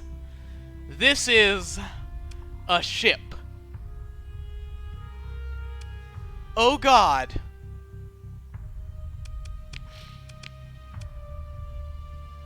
Flux neutral, of course, but it doesn't really have any firepower to back it up. An explosive beamer, Korakata armored, with 2 kinetic accelerators, a supercharged pulse beam, anti-missile pod, a bunch of Vulcans, integrated targeting unit, hardened shields. A You Shall Not Fly Korakata, 2 of those, with a Zone Scorcher, kinetic accelerator, high explosive mortar, 2 hacking comm links, 2 nano needles, integrated point defense AI, and hardened shields. We have a Pest Mark II Electo with 4 tac lasers and an arc missile rack, an integrated point defense AI. We have a, let's see, 2 No Wanderers with a central Whistler Jetfire, 2 hybrid repeaters, a light rail accelerator, 2 PD beamers, and 2 Voltigears. We have 3 more drones Wanderers with Dard wings. Hybrid repeaters, Jongliers, GX phased blasters, light rail accelerators, and PD beamers, of course, converted hangars for the darts. Then we have the Mystère Conveyor Normandie, Icaxes, Mystères, lightning gun, built-in traceurs, 2 light rail accelerators, 2 mini blasters, and then the Damsel Conveyor, 2 tactical shock beams, heavy needler, 2 light rail accelerators, built-in traceurs, and demoiselles. Alright. Let's have a go at it then. Will the Nemean be able to accomplish anything with functionally no firepower? This is a lot of DP tied up in a meme. Let's be real here, guys. The Nemean has quite a bit of armor, so it can still anchor the line pretty reliably. But the Singularity Torpedoes, as much as they have proved potent in past rounds, they do not seem to be... they do not bode well for this fleet's ability to kill things in and of themselves. Especially if none of them are going to actually connect. I believe this is the extreme modification of Maelstrom leading the way. probably where it wants to go. It wants to go fast and die fast. Firing the Ulan into the Korakata, which is wedged against that Nemean. Oh, the Nemean gets Singularity Torpedoes onto the Maelstrom, rams the Maelstrom because of the Singularities. Coming in again for another ramming maneuver. Maelstrom actually taking a lot of damage from this. More torpedoes coming out. Just the torpedo impacting the hull has destroyed the Maelstrom. But now the Wanderer is caught in the swirling vortex of pain, almost killed.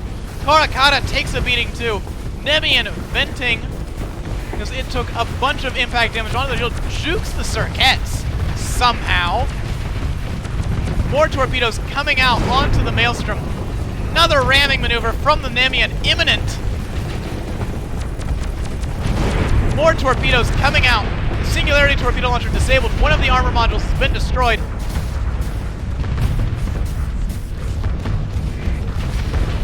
What an opening. What an opening. There's a Korakata over here on the side fighting one of the goblins. I don't think that's going to go the way of the goblins. The other anti-fighter Korakata is out here on the other flank. Nemean still dueling this Maelstrom with little success. It can't get its torpedoes through the volley of fire coming out of that Maelstrom. But there is a Wanderer on the Maelstrom's flank now. If the Valiants can get off of the Nemean and the Nemean can get another pass at that Maelstrom, they might be able to finish it off. Maelstrom extremely high on hard flux right now. Korakata needs to get out of the Nemean's way, not where it wants to be, especially with so much hard flux. Singularity Torpedo coming out, ramming damage in play. Maelstrom taking a pounding. And it is out of alignment, going to go down. That is both Maelstroms down, rammed to death by the Nemean. Nemean just grinding against these ships. The Circuits bag a quick Wanderer kill. The Singularity Torpedo hits a fighter right in front of the Nemean, causing fighter wrecks to grind into the Nemean's bow. Another Singularity Torpedo goes off right in front of the Nemean, dragging a bunch more debris into it, taking a bunch of damage just from its own Singularity Torpedoes. And then there were just the carriers and the artillery ships.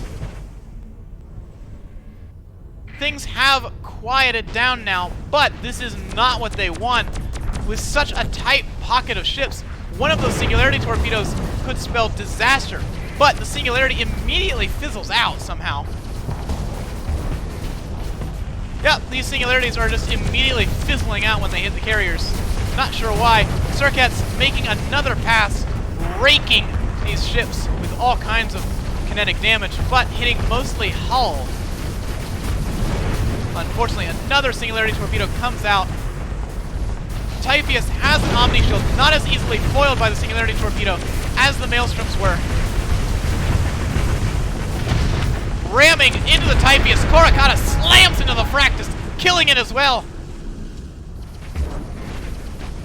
As the saying goes, the best defense is a good offensive ramming maneuver. And this Psy Fleet is certainly practicing. More Singularity Torpedoes coming out. I don't think the Convergence is really equipped to handle Singularity Torpedoes. But is anything really? Slam! Taking the Wanderer with it. The Nemean bags another kill. Demoiselles raking the back of the Europteris rockets. Electo slamming into the back of the Europteris and grinding into the Vapor. Another torpedo hits the wreck of the Europteris, dragging it in to the Nemean. More debris flying around. These Singularity Torpedoes just causing absolute havoc on the battlefield. Controlled, barely controlled chaos from the Psy Fleet, which the Psy Fleet has simply outlasted the Diable Fleet in. The Maelstrom's just not able to adapt to the anarchy of all of those Singularity Torpedoes, and then there were two. A single Typhoeus and a single Goblin are all that remains. And another Singularity Torpedo is coming out. This lion just doesn't stop. The Icaxes are going to beat it to the target, but it doesn't matter. It may actually impact anyways. No, it was intercepted. Shut down by PD. I believe this is the Circuit Carrier. Or one of the Circuit Carriers. Here come the Icaxes. Going to rip this thing a new asshole.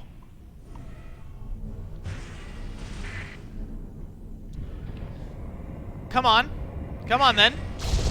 Icax is teleporting in, firing their linear guns, putting a lot of hard flux on that Typhoeus very quickly. And there it is. There's the Singularity. Oh my god! Doesn't even need to be a ship to run into it. The Singularity's just killed it. Damn near a shame. One of those Wanderers was killed by friendly fire from the Nemean Singularity torpedoes. The only ship that they managed to actually kill was, well, one of the other Wanderers. What a showing from those Singularity torpedoes. As we saw last week, Singularity torpedoes can do a lot of work just by dragging ships out of position, which is what... Oh, excuse me. Which is what they did to those Maelstroms. Dragged the Maelstroms out of position, made it so that the Maelstroms could not orient themselves the way they wanted to, and that their enemies were constantly much closer than they wanted them. Good lord. Well, before we move on to the next round, I need to be right back and get some water, because we still have a few more rounds to go.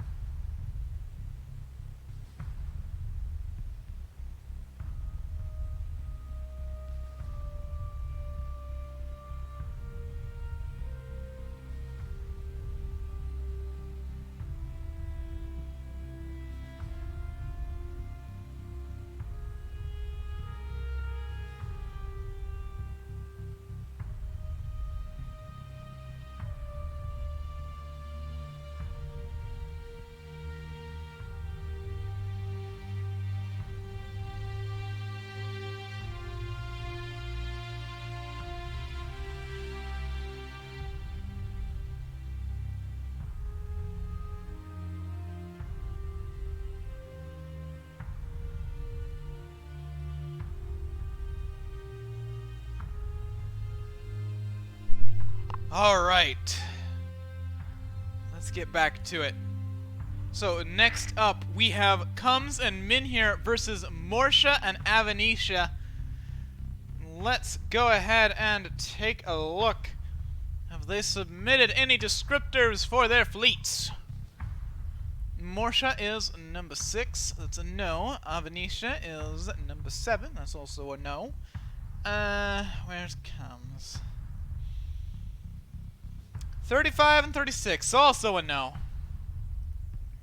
Alright, let's just take a look at some ships. For Comes, we have the Together Forever Zoo, Devastator, Mark 9 autocannon, 4 burst PDs, 4 Mauler batteries, a Ultra autocannon, 2 hypervelocity drivers, 2 Reliance, 4 Vulcans, 2 flat cannons, and 2 Swarmers with integrated targeting unit, gunnery control AI, and max vents. In typical Tiandong fashion, this is a ship that's going to struggle to lay down its full firepower for very long, but it's also going to struggle to actually leverage its full firepower at any given moment. We have... Ooh. Oh. Right. These are song lyrics. I don't know the song, actually. No, I don't know the song. Well, we've got an never to part Hujing with a Yilling Wing, Heavy Mauler, Hypervelocity, Concussion Missile Pod, Burst Flak, and Burst PD. Converted hangar, of course, for the Yilling. And an integrated targeting unit. A Together Forever Hujing. Same thing. Okay, so these are all the same. They have different names, but they're the same thing. God damn it. Quick Google search says Rick Astley. Well, that'd be why I don't know then. There are 6 of these. 6 Hujings. 2 Tianshuis with Jians and Shens. As well as 2 concussion missile racks, 4 light machine guns, expanded deck crew, integrated targeting unit, and a hypervelocity driver. Oh god. 1, 2, 3, 4, 5, 6, 7, 8, 9, 10, 11. Nope, just 10. 10 jet fuel can't melt steel beams, goblins with 2 particle lances, LRPD, shard gun, and a strike suite. 1, 2, 3, 4, 5, 6, 7, 8, 9, 10, 10 Tease Me Daddy goblins with a shard cannon, ion cannon, and a strafe, as well as an LRPD laser, strike suite, and resist.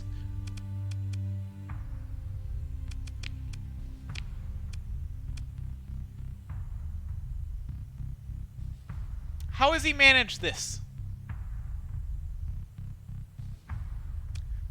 How? How have you... I see it, Dizzy!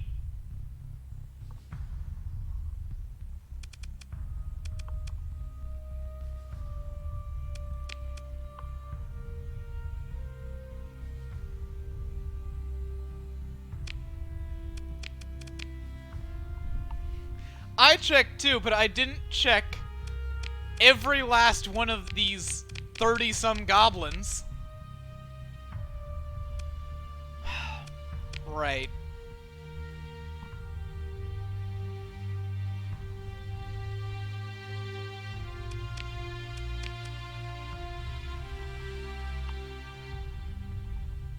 You want me to just take away one of his vents, they go?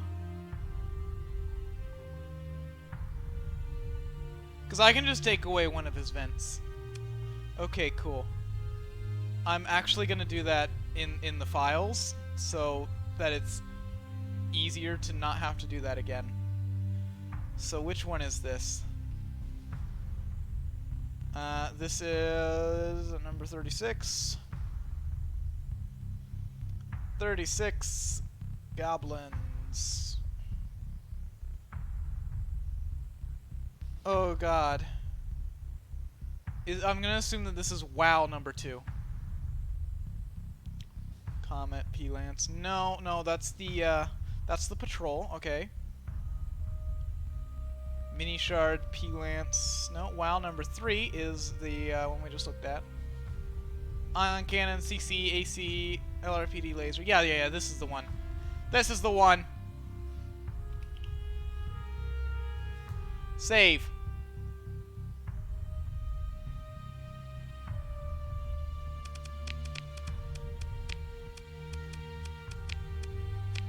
Reset. Oh, shit.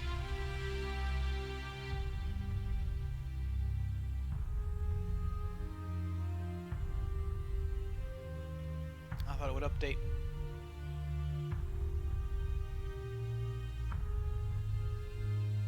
I'll have to relaunch the game because I generated a new variant. It'll be fine. We'll just remove it in here.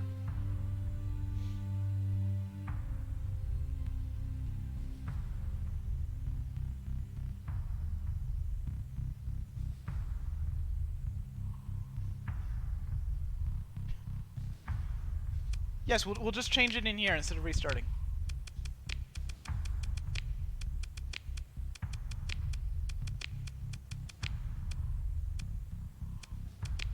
Alright.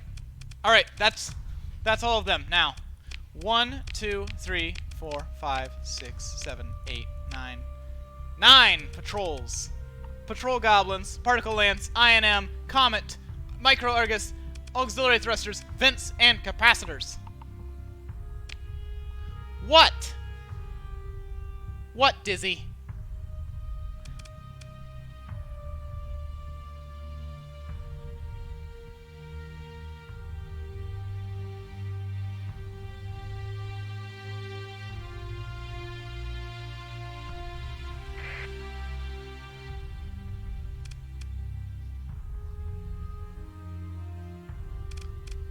Alright, so, up against them, we have Marsha and Venetia with Daka Intensifies and Temporal Circuit Abuse.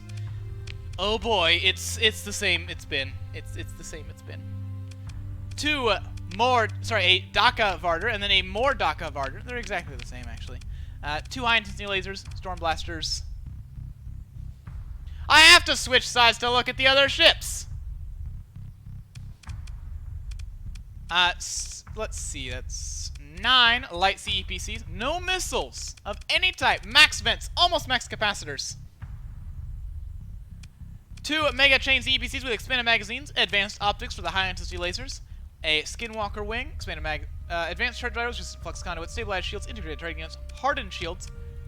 Then we have 5 weapons are for pussies, bungalows, with 4 Valakor PC hunters. Hopefully this doesn't destroy my computer again. Heavy armor, extreme modifications, ECM, hardened subsystems, expanded deck crews, and no weapons.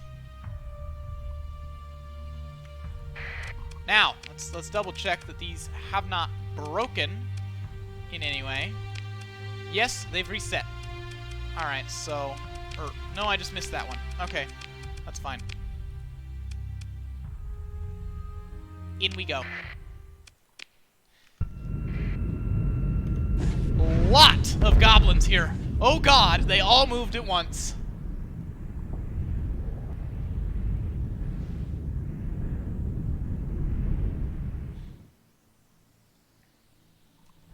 Alright, the goblins taking the lead. Oh god. Oh god, they did it again.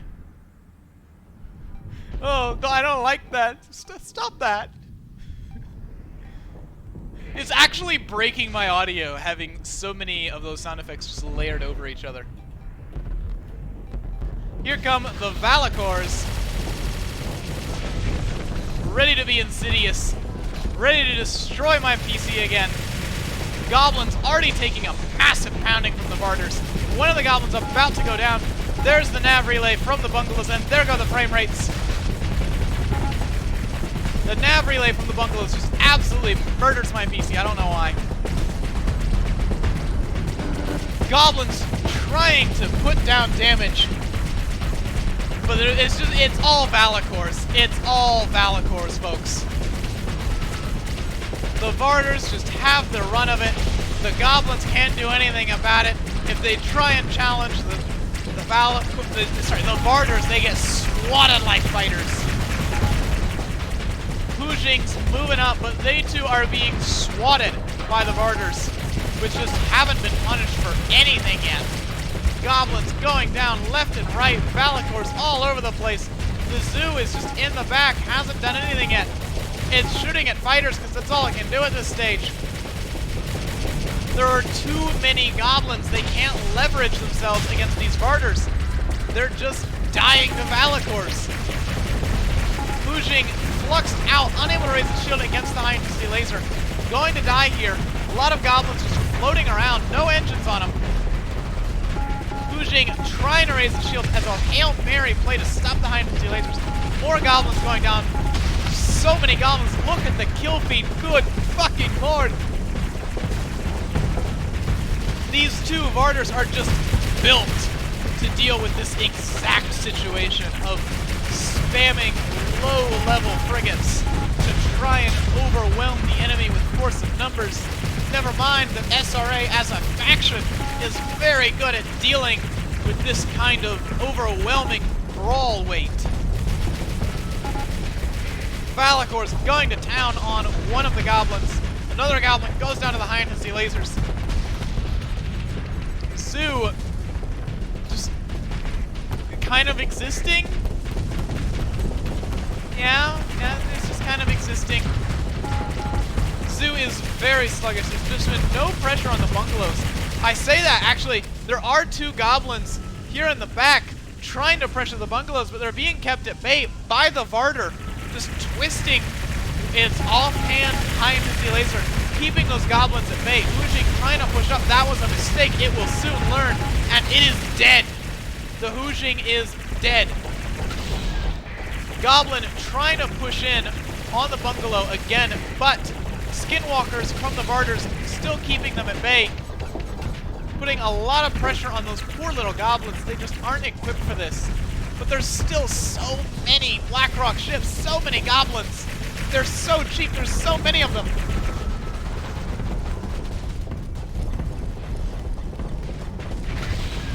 Zoo has still not had any impact on this fight. The Valakors are just monopolizing its attention. The goblins here in the back are dying to the Skinwalkers. One of them has gotten a little bit too close to the Varder and is being decimated by the ass guns. The zoo is finally within range to actually put some damage on those bungalows, actually. And it may get a kill, assuming the high-intensity lasers that it is ignoring to not kill it first. But it has been forced back by the Varders. Too much damage coming out of those high-intensity lasers. The zoo cannot hold its ground against them. Goblins challenging the Varders to duels and consistently losing.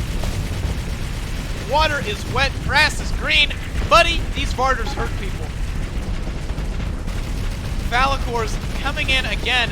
They've actually taken a back seat to the Varders in this fight, shockingly enough. The Varders have just swept the field of goblins, and Menhir's fleet is down to 10%, 7%, a meager shadow of its former glory. Zoo still trying to keep fighters at bay more than it's trying to challenge the carriers themselves, which is unfortunately not going to prove very productive. Hujing trying to move up, being decimated by the Varders for its insolence. These Varders dominate the battlefield with their Mega Chain EPCs. Hujing down. It almost made it within firing range. The zoo just doesn't know where to point its shields, and it's taking a bunch of damage from the high-intensity lasers as a result. I don't know what this zoo is going to do. I don't know if there is anything it can do to even maybe turn this around. It doesn't have an answer to these fighters. Nothing in this fleet has an answer to these fighters. Never mind an answer to the Varders. One of the goblins still bouncing around in the back, Tian Shui way too far forward, going to be devoured by the Varder as a light snack. There it goes.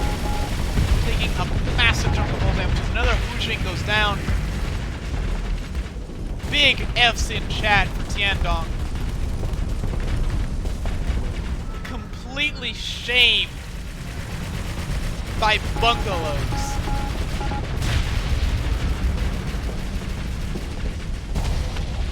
Good lord.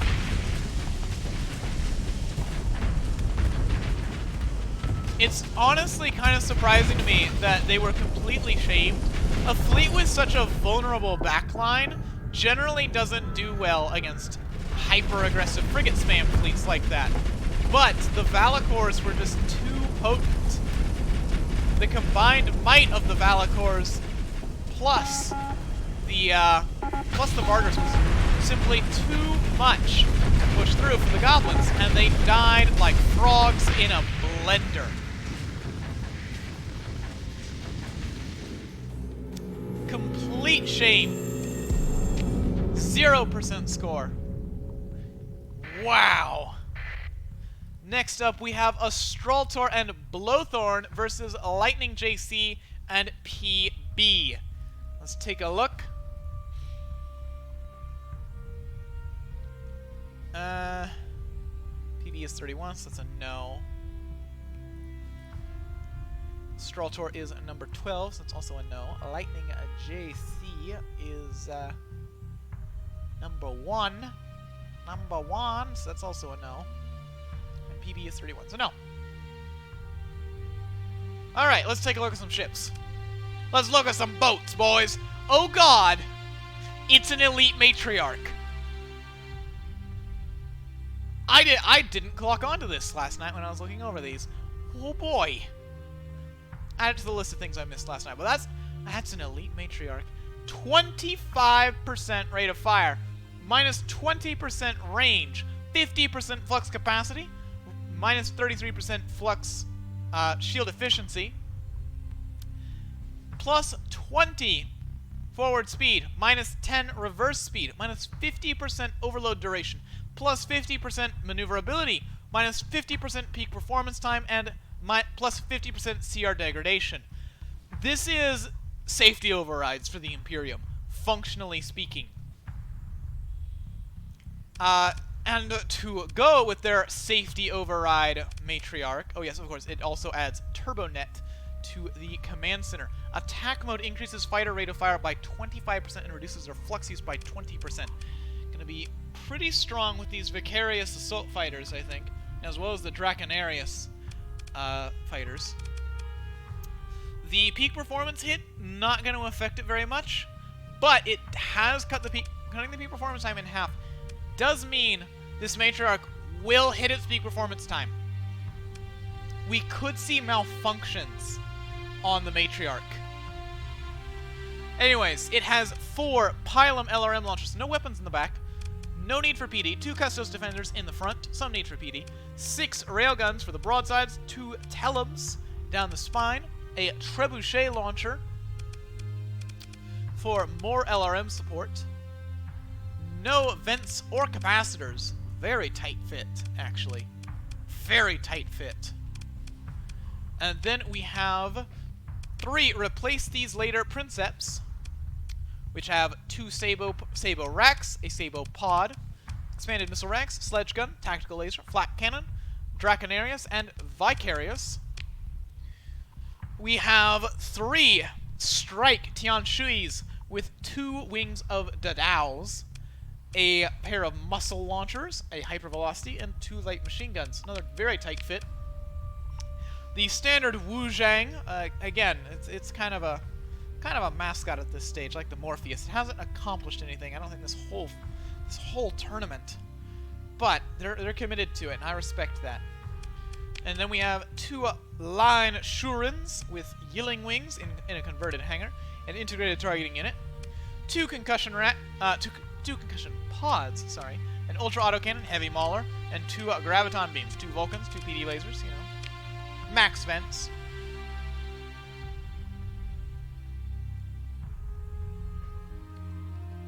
And then up against them, we have Lobster and Elite Lobster.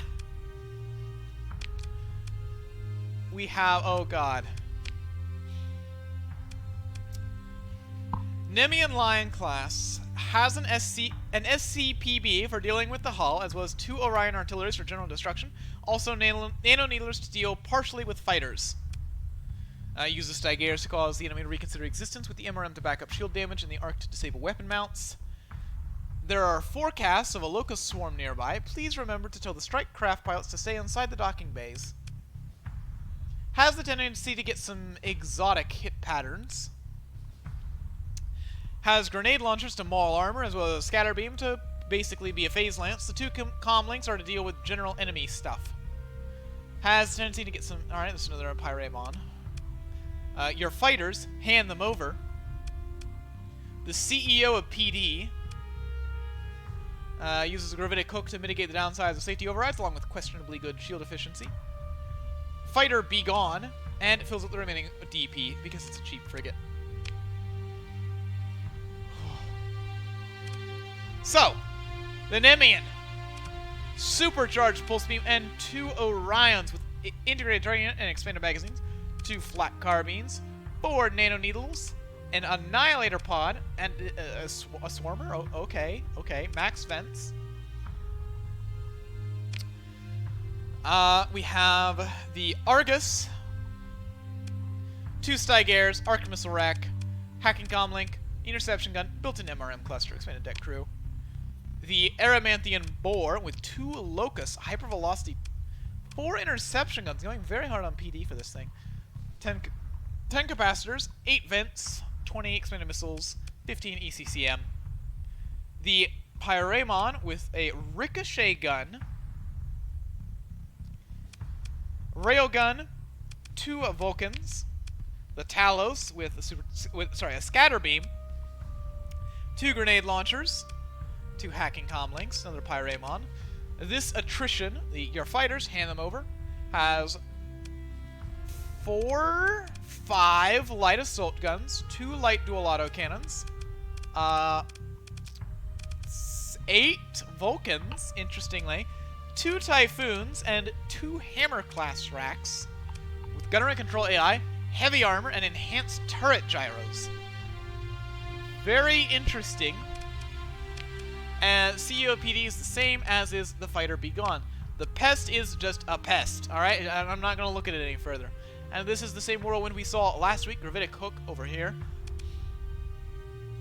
Plasma Cannon over here. Heavy Blaster, safety overrides, hardened subsystems, hardened shields. 0.52 shield efficiency. And a Kaleidoscope for PD. Wait. Do attritions? Yeah, the attritions have advanced targeting core. I missed that. Right.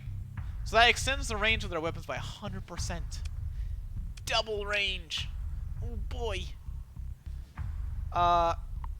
So let's go. This is a pretty tall fleet. Very carrier heavy too. Only 2 line vessels. Unless you want to consider this Matriarch a line vessel, which honestly, it almost is. This Matriarch is very nearly a line vessel. Don't let the LRMs fool you. An elite Matriarch is going to be a force to reckon with, I think.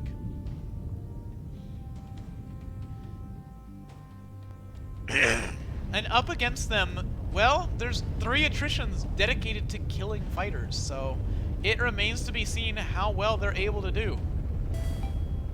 The Nemean also has a number of concessions to dealing with fighters. Here come the fighters attacking the Whirlwind. The hail of Lux repeaters and Arcus autocannon fire.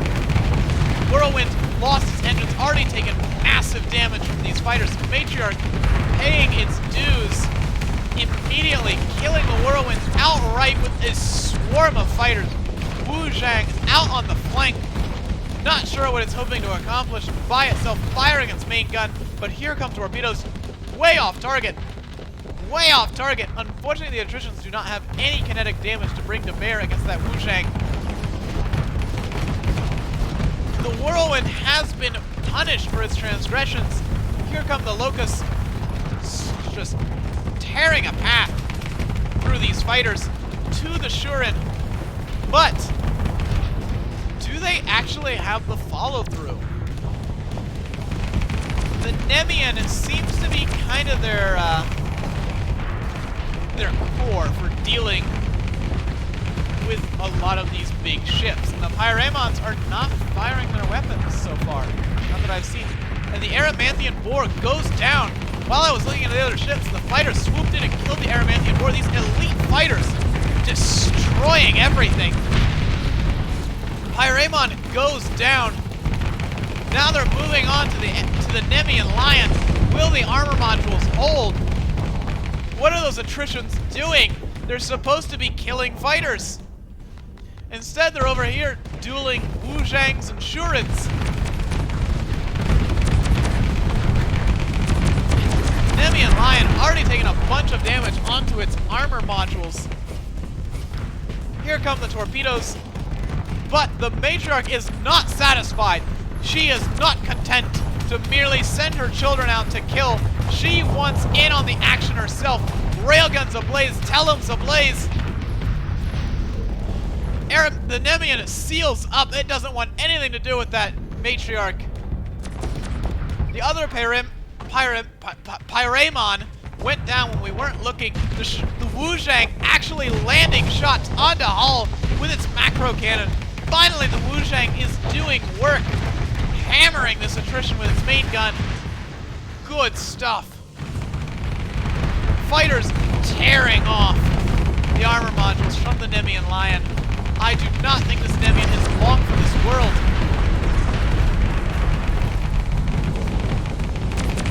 No, this Nemean does not stand a chance. The Matriarch is just not fast enough to force an engagement with the Nemean, and the Nemean doesn't want one. Which I can understand why. That Matriarch is terrifying. But the fighters are also terrifying. If you just run away from the Matriarch, you're never gonna kill it. The Shurin has kept this attrition locked down. The attrition doesn't have an answer to these line Shurins at range. What was that Princeps doing up there? Here come fighters in on the Nemean to finish the job. The Dadaos looking for a kill, firing everything they've got. Wuzhang firing. Can it slip past the shields? No. No, it cannot. No, that one may slip past the shields. Hits onto the armor module. The Wuzhang gets the kill on the Nemean with a cheeky macro cannon shot. And there goes the Argus. And that's the field swept. I think that's a shame. That's a shame. That's a shame. The elite Matriarch came in like a wrecking ball.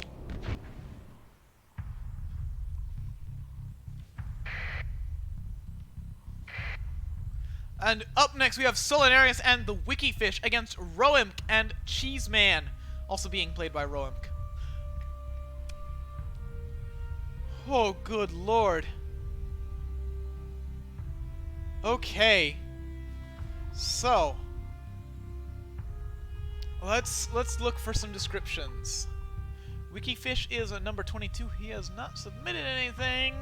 Solinarius is number 16. Has not submitted anything. Roemk is 32, so that's a no. And Cheeseman probably hasn't, because you know Roemk is playing Cheeseman. So let's take a look at the ships. We have the WoW Typhon, unchanged from last week. 4 grab blasters, phase blaster, plasma cannon, safety overrides, 2 heavy burst lasers. And then the Such High-Tech Typhon, same thing but with flare guns. The Much Fire in My Laser Dire Wolf, grab beam, tactical laser, flare guns, tac lance. Advanced Optics, Integrated Targeting, ECM package. The So Cutting Edge Dire Wolf, APL, Grab Beam, Tac Lasers.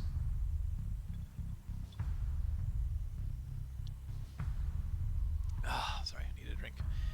2 Flare Guns, APL, Grab Beam, attack laser, hardened shields, resistant flux conduits, integrated targeting, advanced optics and integrated targeting units, expanded magazines for the APL, the Very Teleport, 2 flare guns, heavy burst lasers, burst PDs, heavy blaster, hardened shields, integrated targeting unit, expanded magazines, max capacitors, the No Fighter Spam Please, Dire Wolf, medium combat lasers, 2 flare guns, ion beams, burst PDs, advanced optics, integrated targeting units, hardened shields. The anti-slip tape kite, we have just 2 of those today. Single salamander and a reliant with aux thrusters, accelerated shields, and max capacitors. Interesting play to try and make an anchor kite. The foreign object lasher. This is a new one, I believe. There are 3 of these. Safety override lashers, hardened shields, 3 light machine guns, 1 light dual machine gun, a single sabo, a reaper, and a contender cannon.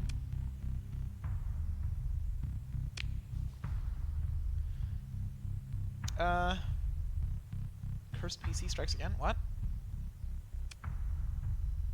I glance over at chat. Y'all are throwing shade. We have the Thumb Steroids Punisher with 2 light autocannons, 2 proximity charge launchers, 3 Vulcans, max capacitors, gunnery control AI, and integrated targeting unit. Only 1 of these. The Atomic Thumb Wrencher Condor with 2 Perditions and Pylums.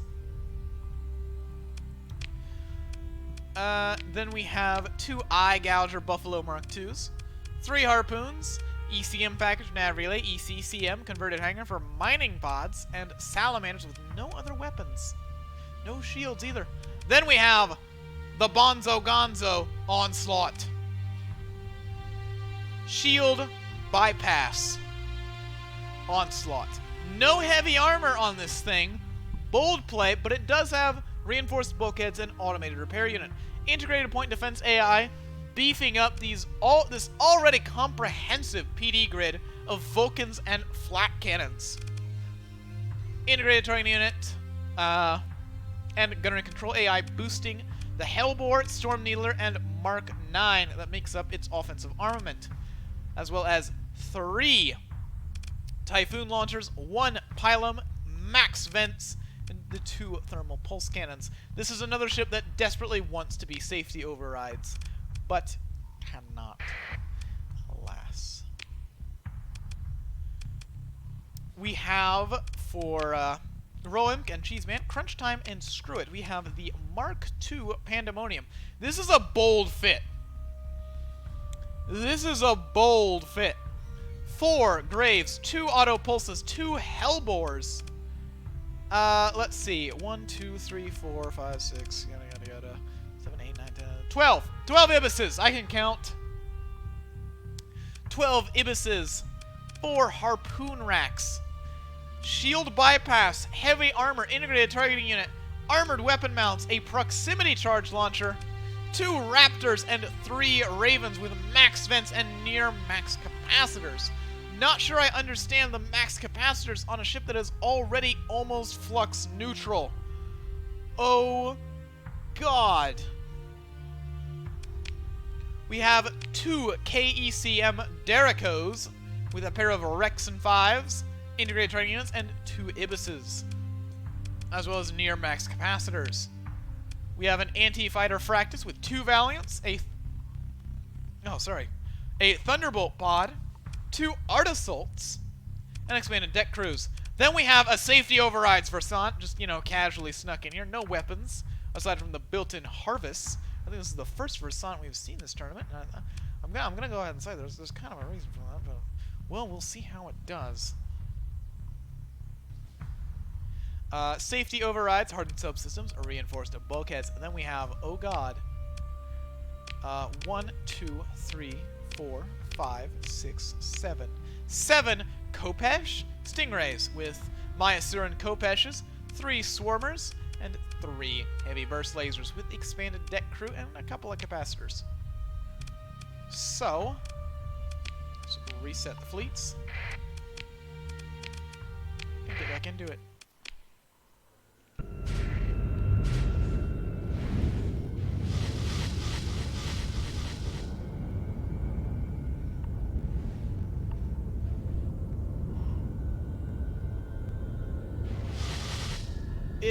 it's going to be interesting to see how these Stingrays and the Panda do.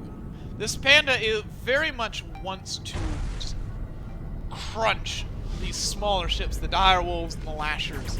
It wants to consume their flesh, and it will. It already has, killing a lasher immediately with help from the Khopeshes. And here come more Khopeshes.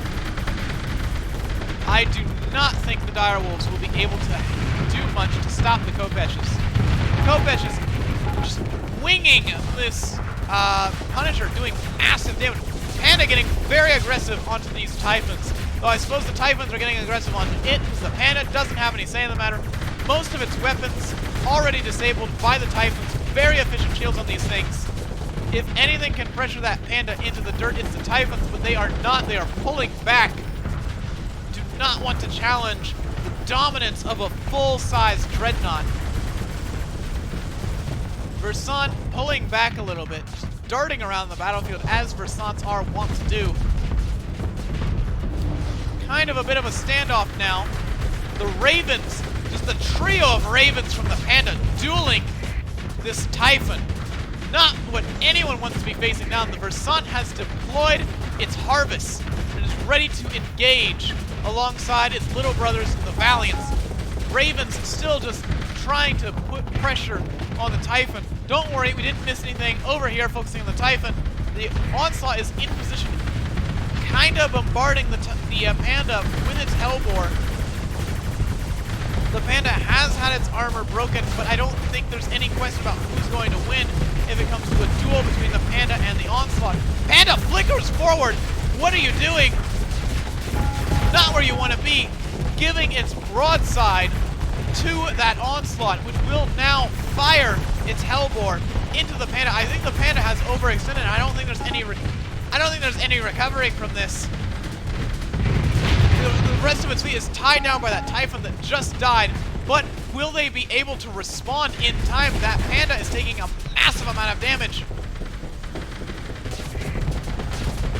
The Panda is disengaging a little bit, using its Flicker Core to good effect to put distance between itself and the enemy. Punisher overloads to the Khopeshes, which launch yet more rockets, potentially securing the kill, but no, they all burn out before they can kill the Punisher. The Punisher will survive the overload for a little bit longer. The Panda can try and reload its APLs now. Oh, hammers slamming into that Panda. Going in hard on the Typhon. Bold move. Will it pay off, though? It doesn't look like it will result in a kill for the Panda, but it did result in a lot of hull damage to the Panda, which you hate to see, folks. Khopesh is trying to put pressure on the Onslaught, but I'm not really shocked that they're not having a lot of luck, given the sheer volume of PD coming out of that Onslaught. Unfortunately, without gunnery control AI, the APLs just do not lead the Lasher well enough to kill it. Ooh, Tack Lance raking the bow of that Panda, doing a lot of damage to it. Another Tack Lance shot, dealing good damage onto the Panda. Valiant's trying to finish off this Lasher. It's just too fast. The Punisher is about to go down. It survived last time, but it will not survive this time. The Punisher is no more. This Panda is about to pop. The Fractus went down. The Onslaught burned in onto the Fractus when we weren't looking. Going in hard. Valiants are here to try and put pressure on the Onslaught. Sneaking a volley of Obliterator rockets in. Taking the Onslaught down to half hull. The Kite still hanging on. Lasher about to go to those APLs. Can it juke them, though? It may be able to juke them. I think it can juke them. One of the Direwolves went down. It's just Khopeshes versus the Onslaught now. And I don't think that the Khopeshes have a chance in hell of damaging that Onslaught. Derico went down, isolated by one of the Typhons. This Typhon is off here by itself, high-key a menace to everything else in the neighborhood. But with the onslaught all the way up here, isolated amongst all these carriers, sure, it's going to have a field day killing carriers, assuming it doesn't explode from having Khoffart just launching rockets into it point blank, which it does. The onslaught is off the field. The Panda has free reign with its 10% hull. Can it capitalize on that? Oh, God. Taking more hull damage. Every point of hull damage this Panda takes is agonizing.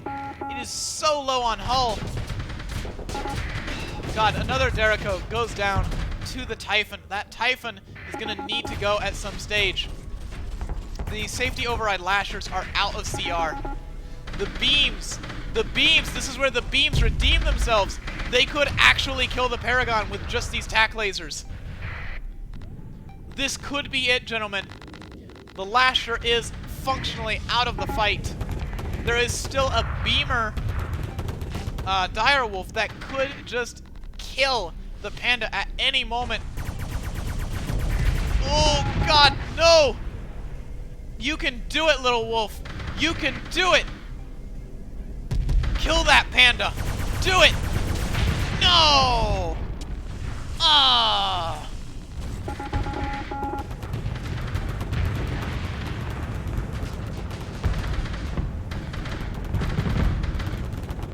And now it's just the Stingrays against all of these ships until the Panda catches them. The Panda will catch up very shortly.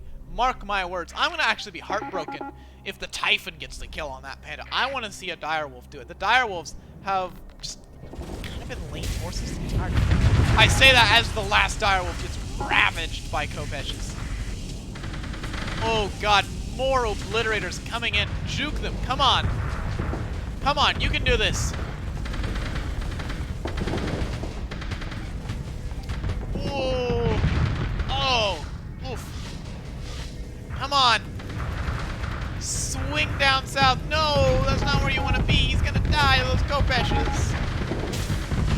Ah, that's the last direwolf down. Oh, the Perditions. Oh, the Perditions do not penetrate the PD net of the Pandemonium. And there goes the Buffalo to the Khoffart. Khoffart continuing to do massive amounts of work.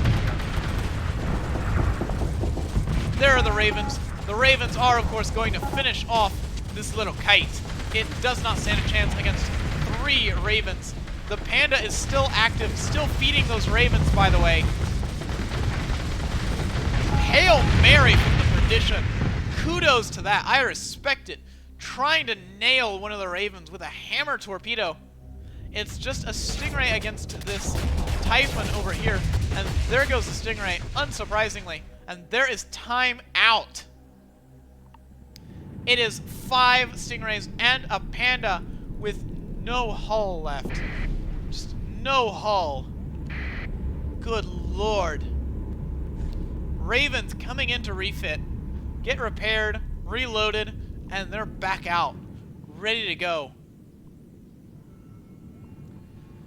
This Panda is coming in on a wing and a prayer, but we are past timeout now. That Panda has no choice but to go in as hard as its battered hull will allow it. And honestly, it may pay off. If the Stingrays can take the brunt of the Typhon's aggression, that Panda could actually get in on it. Or if the plasma cannon just malfunctions, which is also a possibility. That Typhon is at 20% CR.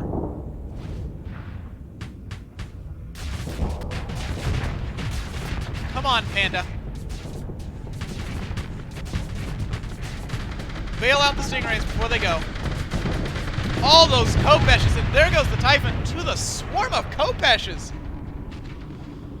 Was really hoping that Panda would go, but no, the Panda survives against all odds. 1% hull integrity. 1% hull integrity. Good Lord. That round goes to Roimk. in his much improved Panda. Whew. And up next, we have Franco de Gala and Youth versus Gal Paladin and Starasp. This is a matchup for the ages. We have well, actually, no, let me check. Before we get into ships, let me check. You guys can take a look at the ships and make predictions on their loadouts. Franco de Gala has not submitted anything. Youth is 37, so that's a no. Gal Paladin, 26. This one tested the best, but honestly, I was just pressed for time. And Starasp is... which one is Starasp? 38, okay. Alright, so let's take a look at Franco de Gala and Youth's fleet. So, heading up Franco de Gala's fleet, we have an Astral. An SAFC-21 Astral. Oh boy. 3 daggers, 3 longbows, 2 grab beams, 3 tack lasers, and a locust. You missed your match because work was interesting, very entertaining.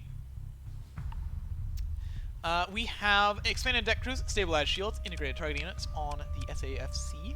Then we have, of course, 6, 7, 8, 9, 10, 11, 12, 11 XIO5 Omens, Antimatter Blaster, Reaper Class Torpedo, Hardened Shields, Hardened Subsystems, Unstable Injector, and Resistant Flux Conduits.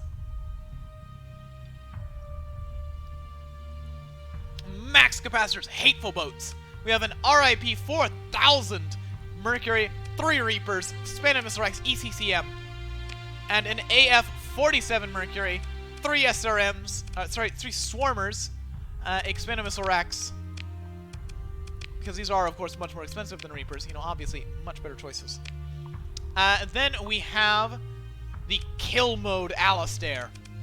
3 Hypervelocities, 2 Heavy Plasma Drivers, 2 Light Plasma Drivers, a single Light Machine Gun, single Vulcan Cannon, 2 Flat Cannons, Stabilized Shields, Resistant Flux Conduits, Integrated Targeting Unit, Partisans, Max Capacitors, Max Vents. We have a Tank Caswell, Upscaled Shield Core, Hardened Shields, 0.6 Shield Efficiency. Good lord. 3 Plasma Drivers, Lights, of course, 2 Cones, 4 Reliance, 2 Dukes, and then we have 3 Reef with Mines, Caswells, 2 Swarmers, 3 Light Plasma Drivers, 4 Reliance, and 2 Wings of Aces with Hardened Shields, a Front Shield, and Expanded Deck Crews. And up against them, we have the Blade Repairman and Time for a Change of Pace. This is a dramatic change from last round's Deserter Fleet. In fact, this is not a Deserter Fleet at all. This is just a straight-up DME fleet. We have, instead of all of those Reefs with Brisances, we have 5 Tonnerres. Time for a change of pace, Tonnerres. With 3 Voltigeurs, the built-in Grad TBM-10, an MX phased autocannon, 2 phase ADSs, 2 phased autoguns, and 2 Etanos. With an ECCM and expanded missile racks, of course, that's a built-in for the Tonnerre. A nice mix of capacitors and vents. We have the Chaticus Tyrannicus Ilmarintan Tyrant, unchanged from round 1. It has 2 Sabo Rex, 2 Harpoon Pods, Hypervelocity Driver, Railguns, 2 Vulcans, 2 Flat Cannons, 2 Light Dual Machine Guns, and 2 Wings of Thunders with maximum vents. Then we have 2 Wayland Intimidators, more Thunders, Ion Beam, 2 Railguns, 2 Vulcans, Advanced Optics, Integrated Targeting Unit, and 2 Tubal Cane Oppressors, 2 Hypervelocity Drivers, a Heavy Mauler, 4 Reapers, 2 Light Dual Machine Guns, 2 Flat Cannons, 2 Salamanders, 2 more Light Dual Machine Guns, and 2 regular Light Machine Guns with more Thunders, ECM package, and Integrated Targeting Unit. So, let's have a go at it. Astral will, as Astrals are wont to do, probably hang in the back. Can it get close enough to influence the fight with its bombers before too many of the fighters die? I forgot to set free cam on.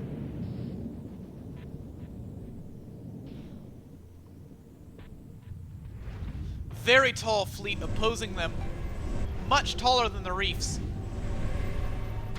But the Tonnerres are, well, not to be taken lightly, immediately pelting the Omens with bolts.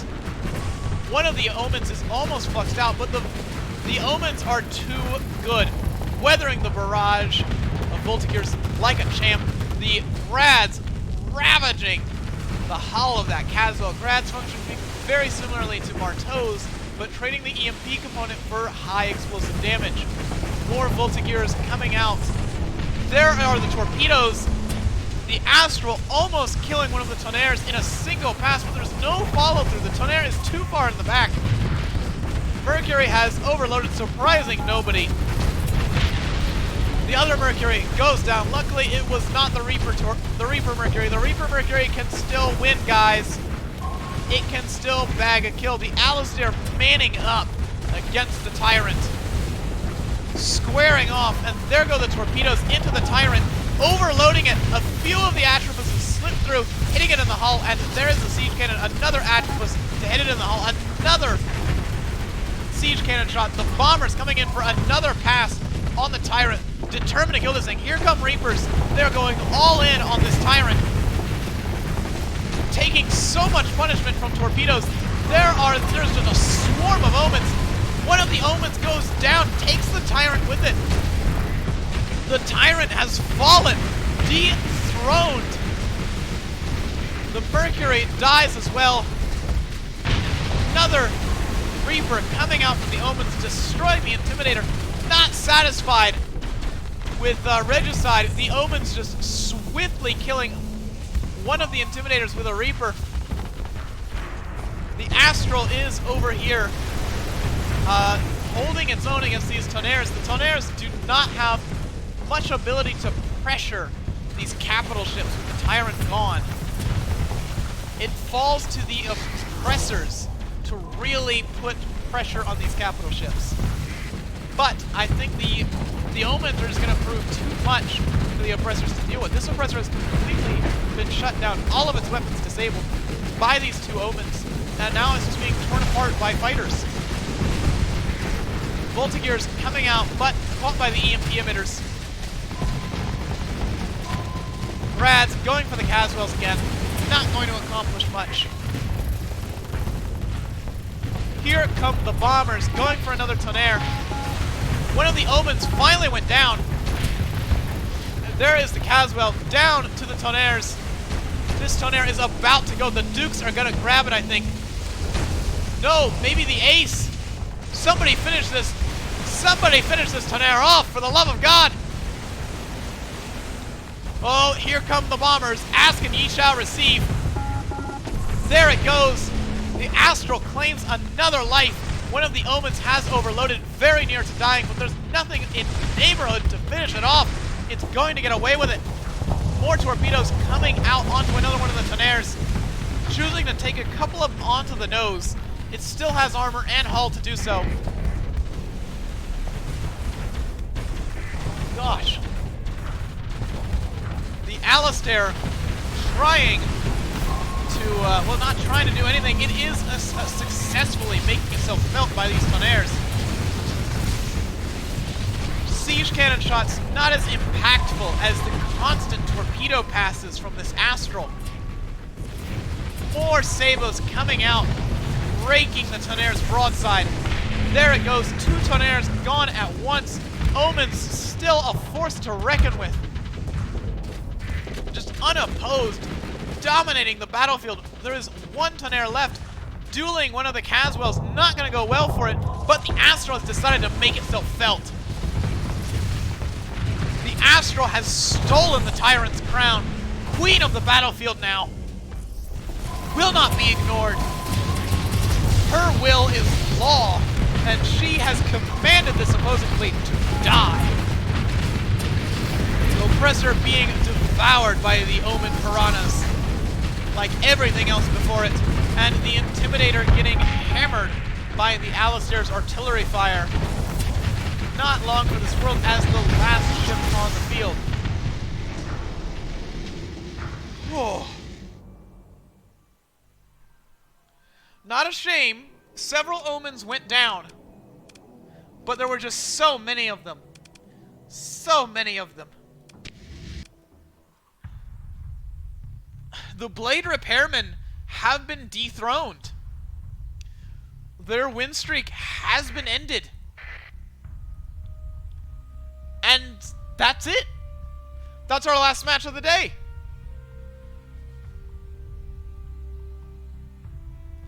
That was quite a final match. We have finally seen the Blade Repairmen and the delivery service just dethroned. They have been undefeated for 3 rounds, but an Astral swooped in and decimated them. I suspect the change to the Tonnerres was because of the Reef nerfs. Well, not really the Reef nerfs, the Brisance nerfs. But, well, it just so happened that there was an Astral ready to bitch slap that Tyrant into next week. Nemean versus Astral next round. I'd have to set that up manually.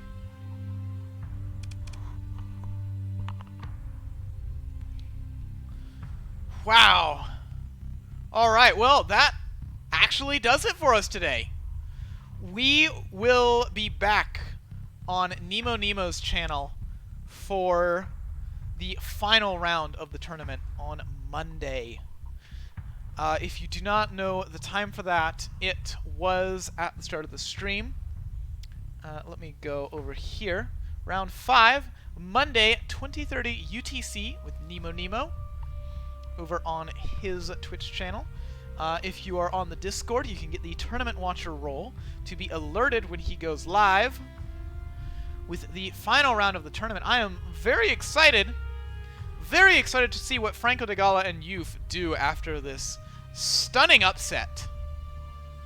But I will see you all in Nemo's stream on Monday. Have a wonderful weekend. Bye!